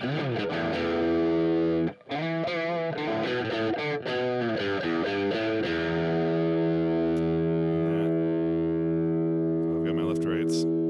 Yep. Apologies for left rights being reversed. That's a cable issue. I'll fire my assistant. Oh wait, that was me. So I brought this in. Man, I'll tell you guys, this is one of my favorite things about working inside of Luna is the fact that these chains are preserved. Yes. I was working on this idea, trying to come up with something to show you guys today. And the great part is all I do is plug my guitar and record enable this track, and it instantly restores my record paths. This is, to me, man, this is a game changer. Like I love being able to work that way. And of course you can emulate this in console as well. So for everybody that's working with Logic, or Ableton or Pro Tools, you can get the same no latency experience using console, and you can also do the same sort of you can save track presets, you can save session presets. So over the years I've got a huge folder of, especially for the Aero, for the Apollo Solo. I've got presets that I love for my synth, for the OP1 or for the guitar, and I've just kind of built up these chains that are kind of my go-tos. But this is one that I really love starting with, man. And so this is the Marshall Plexi Classic. Again, this is just like the 610B. This is included in the real-time analog classics. So if you buy an Apollo Solo, you're getting this plugin out of the box. There's the Plexi Classic. There's also as you'll see in the plugin list over here, there's also a Plexi Super Lead. That's kind of like the big brother to this one, which adds some more microphones, adds a few more options to shape the sounds. But right out the gate, man, being able to pull up the Plexi Classic.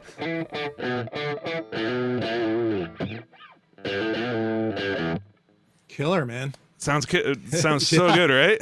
Yeah, that's awesome. And so that's just my guitar direct into the interface here.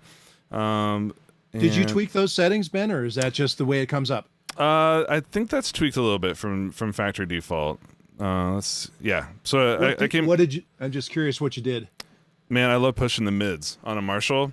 That's kind of, to me, that's kind of where a lot of the difference can be made, where you can get. And then we just pull the mids down. The mids are, of course, the knob that's the hardest to see, like on a real Marshall. Yeah, adding that mid in there.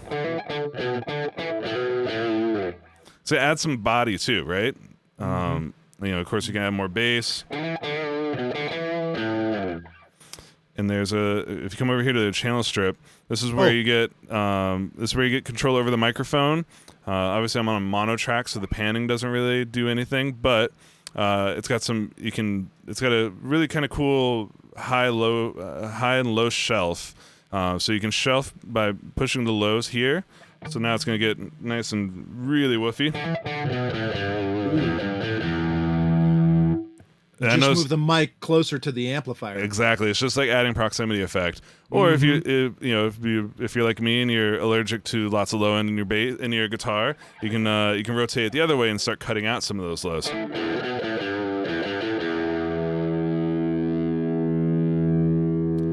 yeah, there's a nice little sweet spot there. Just like that. So yeah, man, this is such a fun one to play with. Of course, you can also, it's got multiple inputs here. And if you double click on the inputs, you can bridge from one input to the other for even more gain. You can swap that around. So that's using both gain stages. It's it's the oldest trick in the Marshall book, right? Chaining together input 1 to 2. The thing that hopefully everybody knows about when it comes to Unison is that these model the same behaviors of the real amplifier. So right now, my volume knob's all the way up. I'm driving into the amp as hard as I can. But let's say I roll that down and just get a little touch. Just play with the volume knob. So you can get really cool clean tones using a Marshall.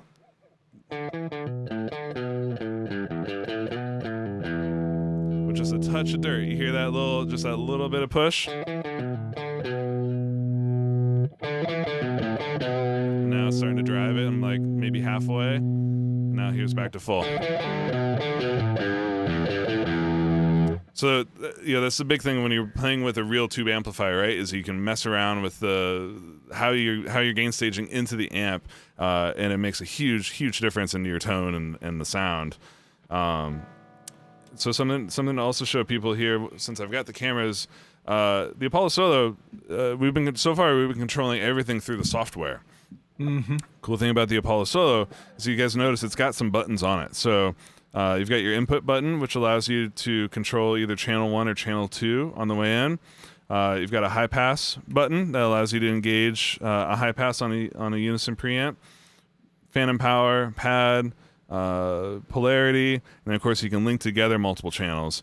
But the other thing you guys are going to notice is that the big knob transforms, and this is now actually a gain control. So if you guys are watching both the screen and also my camera, you can see volume 1 here is going up as I rotate this knob. So for being able to kind of tweak on the fly instead of having to always come over to the mouse, you can come in here and just there we go. You can adjust that volume using the physical control on the Apollo Solo. And if you press that button, that's how you can switch from channel to channel. A long press, I believe, brings up Press Unison and hold, mode. Yep. So now you guys see there's a dot on that control. So now instead of switching from channel to channel when I press this button, it's actually going to switch volume. It's going to switch gain stages. So I just jump from controlling volume 1 to controlling volume 2. And then I press it again. Now I'm controlling the main output volume. Press it again. I'm back to volume 1. This is one of those another little cheat code that kind of goes, especially in just all of our like real quick getting started videos. We focus a lot on just getting the sound and getting rolling. But this is a great way to be able to control your plugins with a physical knob. And yeah, I use this all the time for dialing in a tone. I can turn that back down.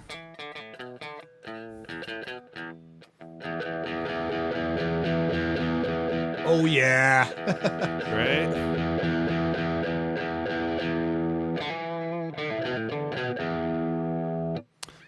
So yeah, that's such a cool thing that you're able to do physical control of a virtual device like that. Mm-hmm. So let me go ahead and I'm trying to think if I think what would be cool.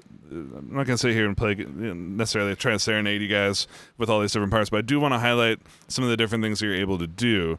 So that's the Marshall Plexi Classic, killer tone. But one of the other ones I really love, and this is a premium UAD plugin, is the Fender 55 Deluxe. Right?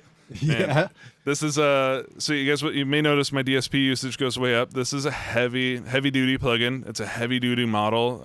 It's modeling, not only the input stage, the output stage, the speaker, the microphones. It's a lot of work to make this one go. But I pulled up a preset on this one. Which one was this? I think this is a Sizzle and Choke or Solo Deluxe maybe.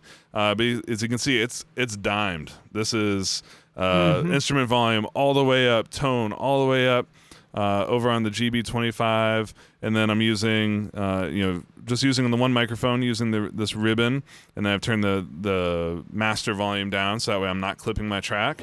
And again, just to contrast with that Marshall.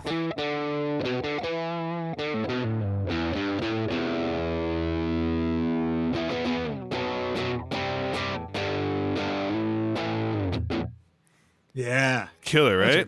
Great tone, and it's so Fendery. Mm-hmm. It's like it's the essence of the Fender distortion versus the Marshall distortion. Exactly. So cool, man. Yeah. So, and again, as you guys are noticing here, I can just record enable one track, switch back over to the other. Now I'm back in the Marshall. And record enable this track. It Luna's doing this all in real time for me. It's unloading. It's taking that Marshall out. It's putting the Fender in.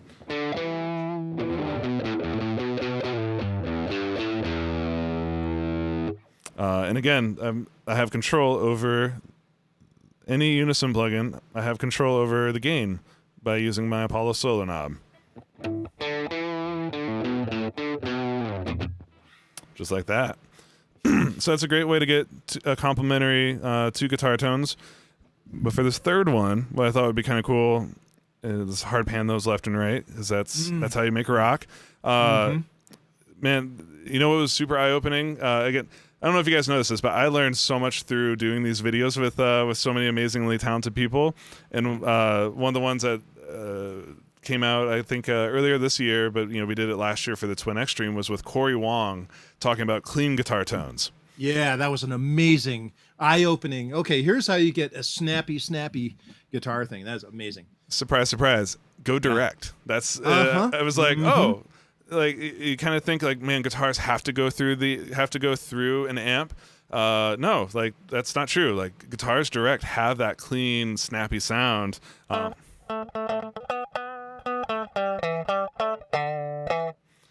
This is my guitar going direct, but of course, why go completely clean when you have something like the 610B at your fingertips, right? Totally. So this just adds a little bit of tube flavor to it. Again, I kind of wanted to drive it a little bit. In the demo here, I kind of use it to spank a little.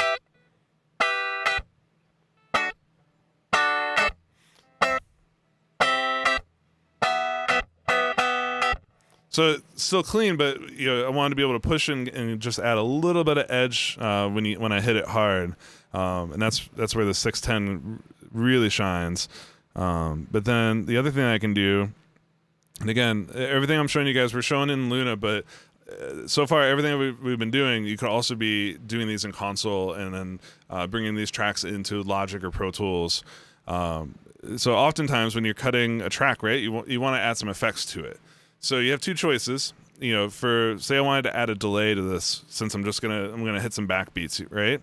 I could easily record the effects on this track itself, and I can synchronize. I can sync it to tempo. That would commit to the sound. It would free up the DSP when I'm finished. But then I'd be kind of committing it to the mono sound. So I'd be going through the 610, through a delay, and then I'd have it all baked in, and it would be in the same spot sonically in my mix. So this is where you want to make a conscious choice. Do I want to do that, or do I want to have the flexibility to maybe put the guitar on the left and put the delay on the right, or maybe share the delay with multiple tracks later on? So for this example, that's kind of my style for this, is to add the delay, but have it be added as an aux track. So just how Gannon was showing you guys to set up the Ocean Way reverb, same method. Make a bus, add the effect, send your signal over into it, and you'll notice in Luna here, the arm button on my bus track is orange. That's how I know that this one is in arm mode. So again, everything that's got this orange surround on it in Luna, this is how you can tell it's arm enabled. It's going to have the lowest latency possible, so that way whatever I play is coming straight into my headphones.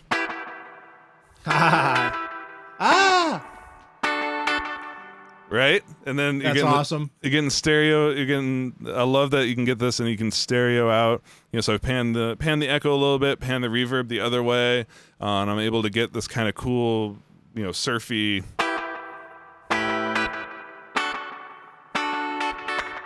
Just like that. That's awesome, man. Right? It's so much fun. And like, again, this is, as soon as I'm done recording this track, I can unrecord enable it.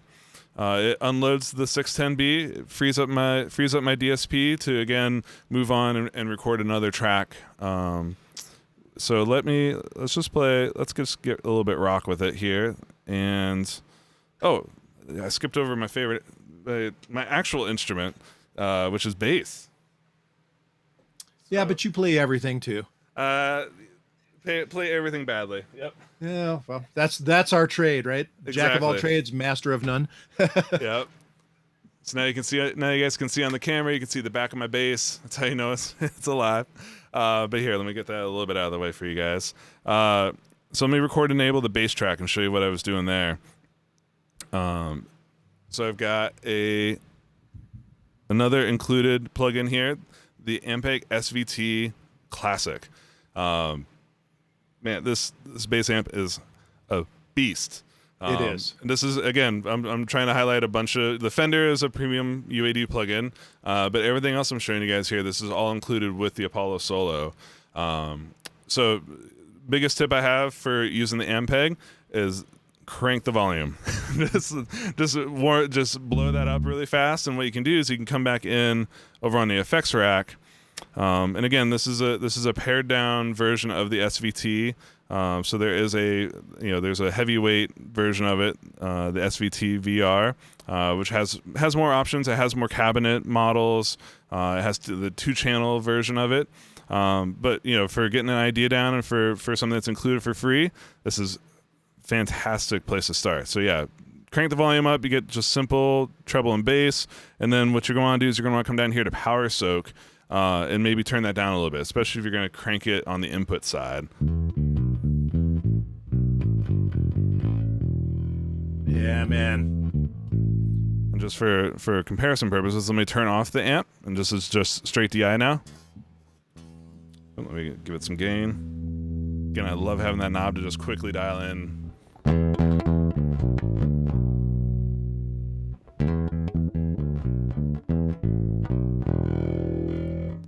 Full on DI, and now with the amp. Oh man, all of a sudden you're sitting in front of the amp. I mean, it's just the visual is just incredible. That's exactly what, and that's the beauty of being able to process a bass signal through an amp is there's something about like the sound of the fingers coming out through a speaker that you just get a little bit refined high end, a little bit of a scoop on your mids, but you still get the fullness and just a really warm, nice bass.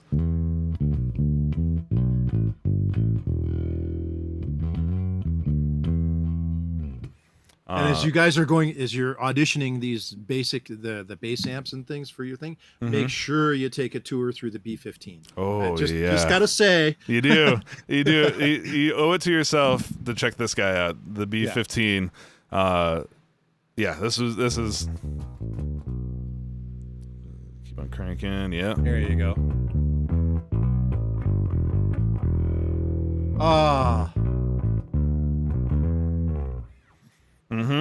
I just love that. I 100% agree. Well, and so the important thing for bass, even as you saw when Gannon was recording his bass, is that it has a lot more level. It has a lot more push to it because there's just so much more energy to low frequencies. So a really strong complement to any bass amp is an LA2A. So let me just undo here real quick and bring back the SVTR. By the way, Luna lets you undo and restore preamps and preset. Oh, it's loving working in there, man. Me too. So here I've put the LA2A Legacy in. Again, this is one of the included ones. It's just such a simple compressor. You cannot go wrong with this guy. Crank the peak reduction till you're seeing the meter move how you like it. Add some gain till your gain staging feels good. And this is kind of the killer go-to bass chain right here. That's it. Yeah, 3 to 7 dB of gain reduction, man. And of course, sometimes you'll see people kind of diming this and going for a lot of gain reduction. And obviously, when you do that, you're gonna need to bring in more gain.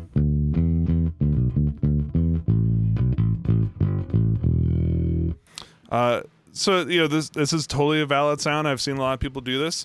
The thing that you got to really remember is when you're using stuff in the record effects here, you're committing these sounds. So this is being printed. There's no undo to the sound that you're committing this way. So generally, my guidance to anyone that is asking about like, should I commit with like the full on thing? It's like, you know what, man? Like you're never gonna not like less compression later on. Sometimes like being able to come back in and follow up with an 1176 or be able to tweak this at a later date. Compression's great, but too much compression, as Fab says it, compression kills transients. That is. It sure does. Yeah. So that sweet spot, that like right at dancing around 3, that's how you know. For me, that's how I know I'm in a good spot. Cool. So that's the bass chain. That's a couple of guitar chains. And again, as soon as I unrecord enable on my track, I can now unplug without blowing out your ears, and I get my DSP back. So let me just play for you guys my fun little idea here. Drum. So now this is drums, bass, guitars, all working together.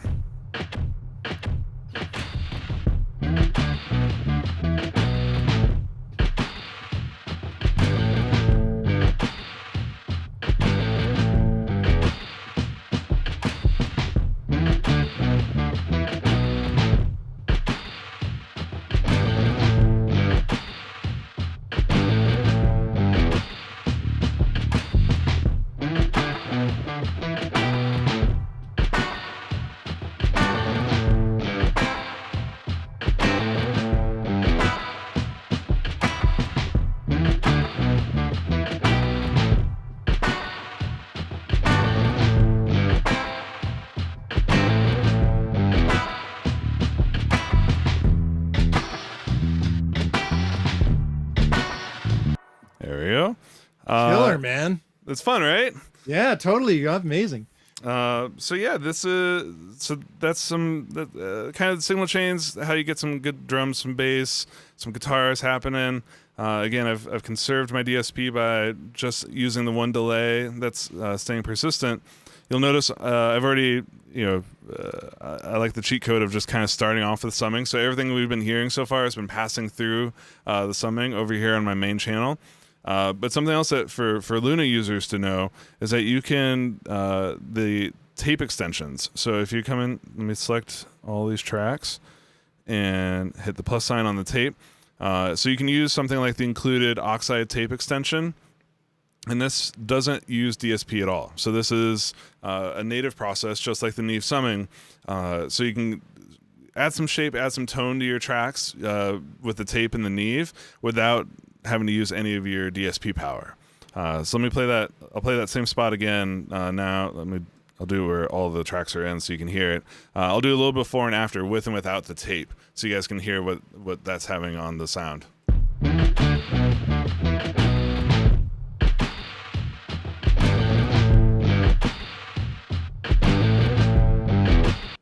All right, now without.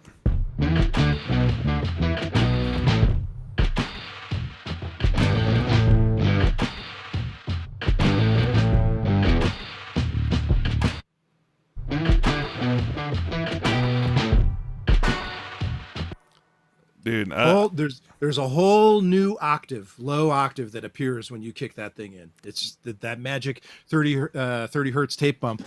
Mm-hmm. That's exactly what I'm hearing too. Is like the thickness, the thickness it adds to the low end. That's it's a quick way without having to do any EQ to add thickness to a mix. So yeah, that is so. Now we're starting to build this up a little bit, and I saw some questions earlier asking about using the Apollo Solo with synthesizers, and this is 100% my jam for working. So one easy way to do synthesizers is obviously to use built-in Luna instruments or any AU instrument. Luna supports all sorts of instruments, so you can see I've got all my Arturia, my native instrument stuff in here. But what's becoming kind of my go-to for sketching out ideas like this is shape. Yep. So what I'll do is I'll pull up shape, not only because it's got incredible sounds and it's the library of sounds. It's very curated. That's what I love about it is that there's not 1,000 flutes or 55 different live drums. It's a couple of each, and they're the ones you always want to go to. Like if you look at the keyboard section, you've got a harpsichord, you've got M-Tron piano, you've got the Ravel Lite, which is the grand piano, but then you've also got like a Wurlitzer, you've got the famous soft piano from Softtube or from Spitfire, which is an incredible sounding piano. You've got a Rhodes model here.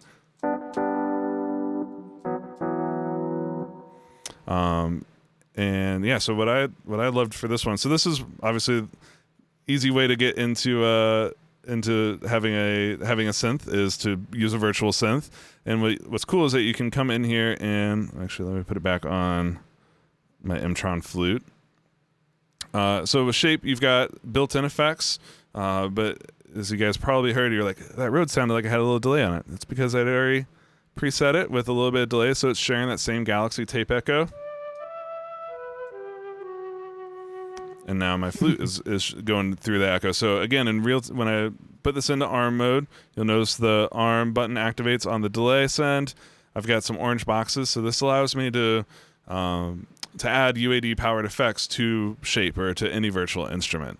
So if I want to add compression or distortion or anything, I could do that here in real time. But more importantly, for my purposes today, is to be able to send a little bit to that Galaxy tape echo. Perfect. Yeah, I love it. Anything on a Mellotron just sounds so good. So then for hardware synths, all right, you guys will notice I got a little record enable notification up here. With the Apollo Solo, actually, I think this is with any Apollo. If you're using the high Z input, it's smart about this. It switches all. You can hear click click click going on when you switch this stuff around. That's because it's routing that and taking over for line 1. So I had this set up as a stereo track. I'm using input 1, 2, and since high Z, I've got a high Z in there for channel 1 right now. Instead of letting me record and enable that and have only my right channel coming through, what I'm going to do is I'm going to take that out. And now I've switched back to, now I can switch between channel 1, channel 2. And as soon as I record and enable this track, you see it automatically switched back to line mode for me. And then put in one of my favorite Unison preamps. This is a premium one, the V76. Yes. This is such a good one. It's a very, how do you describe it? It's kind of like a hi-fi button in a sense, right? Yeah. I would say it's got some saturation to it, but it's very clean, very flat. It's designed to be a broadcast micro or a preamp. So, they didn't want to add a lot of loudness curve or presence to it. But there's great EQ choices there too, though.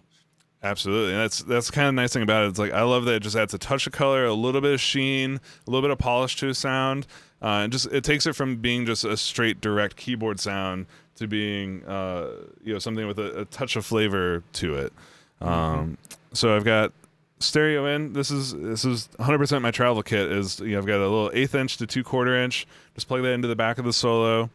Come in, pass it through. I'll use the 610B a ton. I use this V76. Also love the channel strips, like the SSL E channel, API Vision channel, the Neve 1084, and this is where you guys can have a lot of fun. It's a really fun rabbit hole to fall down. We're kind of auditioning multiple different preamps, and so I could easily switch from the V76 to the SSL. And what's great about switching to something like this is now I have filters, I've got dynamics, I've got EQ, all in one spot. On top of it, again, staying faithful to the sound and the gain staging of a real life SSL E channel. So now with the SSL in there,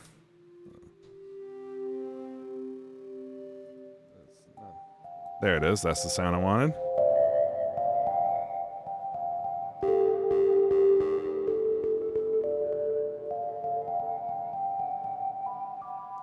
So that's kind of a high wavy thing. Wow. There's a little bit more of a bassy patch. Maybe might be the vibe for this one. Bring my fader up. Killer, man. And I'm sending this out through the delay. Yeah, so you're like, where's that delay coming? Yep, that's my Galaxy there. Let me take that down. Got the nice fretless bass going on.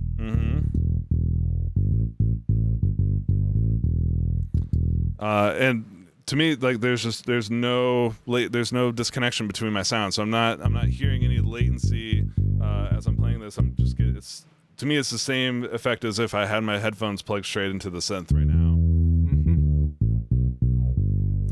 And I can come in here, I could add EQ, could exaggerate that mid thing. We could totally blow out the bottom end if we want to. Wow. Yeah, man. And then get in there. So now it's kind of growling. I'm overloading the preamp. I'm breaking all the rules. But luckily, I've got this output fader here to be able to compensate so I don't actually, clip my audio. But I'm getting... There's a difference, right, Gannon? Between digital clipping distortion and the type of distortion when you overload a channel like this. That's right. And you have the last one, the output one, the knob down below. That's actually clean, just digital gain. So what you're doing with the channel faders, that's actually, the last of stop before the bus. So you've got your input, the line input, the mic input, and then the channel fader kind of conditions all the stuff that's in between that. So you like you're saying, and one of my favorite things ever is stand up and clip like a man. So, I love that. It's one of those things that works really well. If it's under control and you want to design that sound around it, then go ahead and clip and then just bring it down at the output. And again, press and hold the button on the Apollo Solo brings me into Unison mode. You'll see I've now got an orange outline around my line gain, so I can now change my gain using the knob. Press the knob, it switches over here to the fader. Press it again. Now I'm controlling the output stage. Yep. So again, this allows you to kind of stay in the flow, be very tactile with your sources, and get the sounds that you're looking for. And then again, as soon as I unrecord enable that track, releases the DSP. I've now committed that sound to the track, and then I'm free to use that power to either come back in here after the fact and add add like a Pultec Pro, as Gannon was really highlighting, but a couple of the other ones that I really love that you guys should. This was one I was 100% sleeping on for a really long time until Tom brought this up in some of the early Office Hours episodes. The Precision series, Precision Channel Strip. Guys, this is what why was I not using this more beforehand? Yeah. 5-band, super powerful 5-band EQ compressor combo, all in one. And I love that it's not a very graphical EQ or compressor. You're not seeing the graph. You're kind of forced to listen and think about it with your ears, right?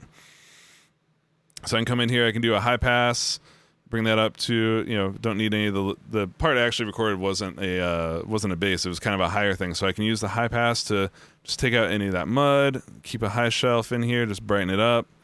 And yeah, let's hear what I actually recorded for this the other night.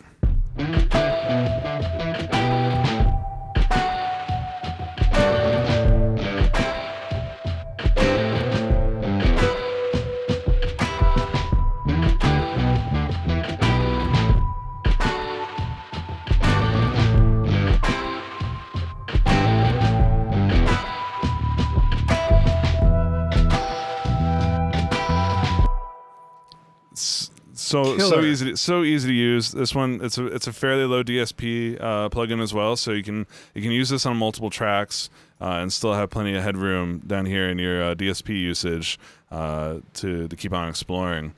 And yeah, so trying to think of anything else that I really wanted you guys to see here today on this. Yeah, so that's a good idea. Some good ideas for guitar and bass channels, for synth tracking. Again, it's a great place to start with the included real-time analog classics, but so much of the power of the Apollo ecosystem is in all the options that you're given for channel strips, for compressors. As Gannon mentioned, reverbs are so important. So yeah, actually, let me show you guys a couple of it does actually include a few reverbs with the analog classics. So let's say I wanted to verb that out, and let me copy my verb over here to my drums and the spanky guitar. In this little shortcut, guys, you're like, where'd all these plus buttons come? In the mixer view, if you hit Command-C, it brings up this modifier mode called Copy, which allows you to quickly select, hey, I want to copy from here, and then it lets you place it on other tracks. And you can get to that with Command-C, which is really great. And of course, you can. The remove one doesn't have a keyboard command, thankfully, because otherwise I'd accidentally be removing stuff all the time. But same method. You can hit remove, and then quickly wipe out sends. So in terms of the included reverbs, I guess there's technically two, right? So there's the precision reflection engine, which is. It's like a weird verb, right? It's yeah. I don't know how best to explain it. It's doing reflections, and it's kind of in between a reverb and a delay in a sense, right? Yeah, it's like an early reflection machine as opposed to RealVerb Pro, which is you have room types, you have wall types, and things like that. So it's more of a reverb designer. This is still it's a really cool reverb. It's super. It really is, and it's kind of cool because it's simple in so many ways. You get pre-delay control, a size control. You've got a low pass filter, which allows you to kind of tame the high end of it and roll that off. Recirculate, and then of course you can come in here and change the shape of the reflection. So you can go from like a very traditional cube or a box, which emulates a room, to corridors, cylinders, domes, and it keeps on going from there. But yeah, so that's one of them that's included, but. To be honest with you guys, I really do love the Reverb Pro. old trusty Reverb Pro. As you'll notice, the graphics are from way back in the day. I've had this one since UAD 1. This is one that's been in the family for a really long time. And yeah, if you hit the presets here, presets open up over here, and then the cool thing about this, man, is the amount of detail that goes into the modeling here is kind of wild. So you can select the shape of the room, and you can blend between two different room shapes, between the material inside the room. Yeah. You can change the resonance, the timing. It's mega powerful, fairly lightweight, and just it's true to its name. It sounds like real rooms, right? Yeah. Yep. Totally does. Yeah, I've been using this one since before UAD. Surround Pan Pro. Oh man, that's what a throwback. So let's see what this sounds like. So I cranked the Verb, I cranked it on the drums, put on the kind of backbeaty stuff. So this should hopefully be an overwhelming amount of reverb. So what I'm going to do is I'm going to control the fader here and kind of blend it into taste.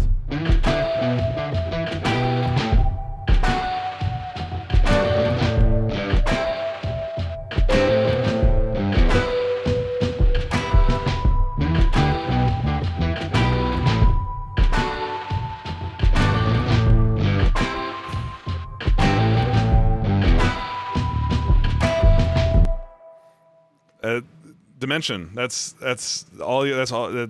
Dimension for days, right there. Yep. Man, your bass playing is killing me on that thing, I gotta say. Oh, thanks, dude. Dude.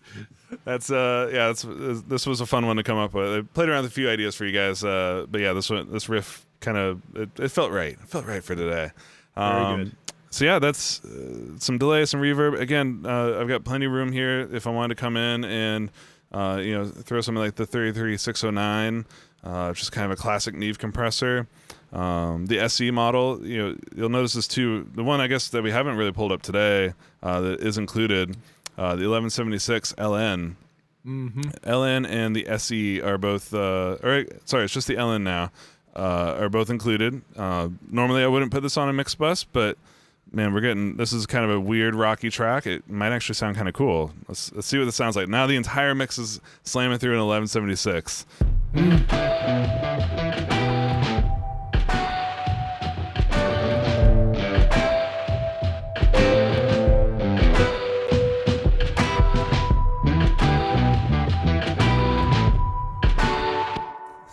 What I like about that is, with the attack all slow like that, the initial transient comes through, and then you feel it just. Bleh.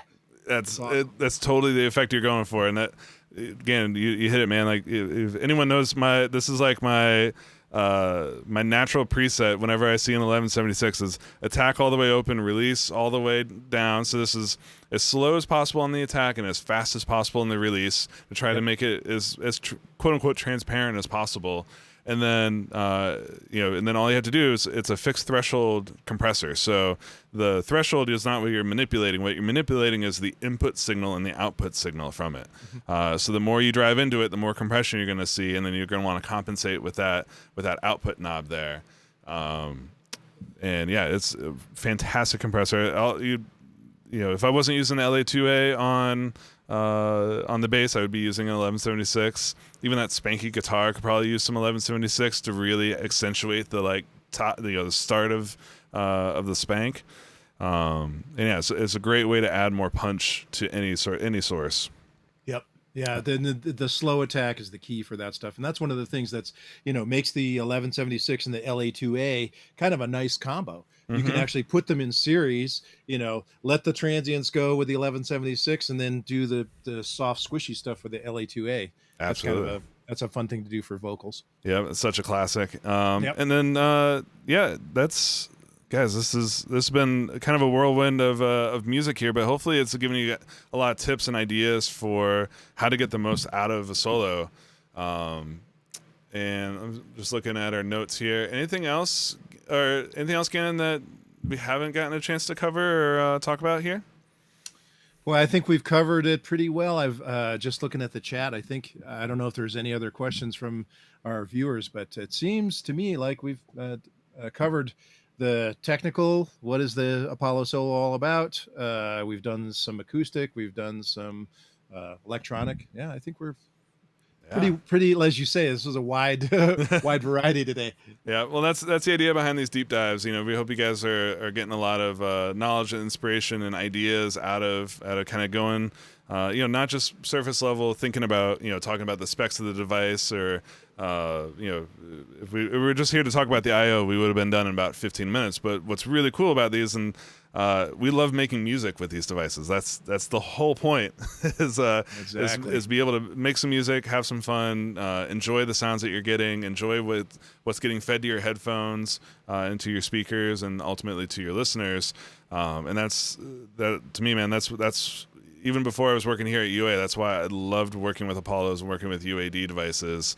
It's not just because I have a job here. It is because I truly do love how these things sound and the impact that they're able to have on all the productions.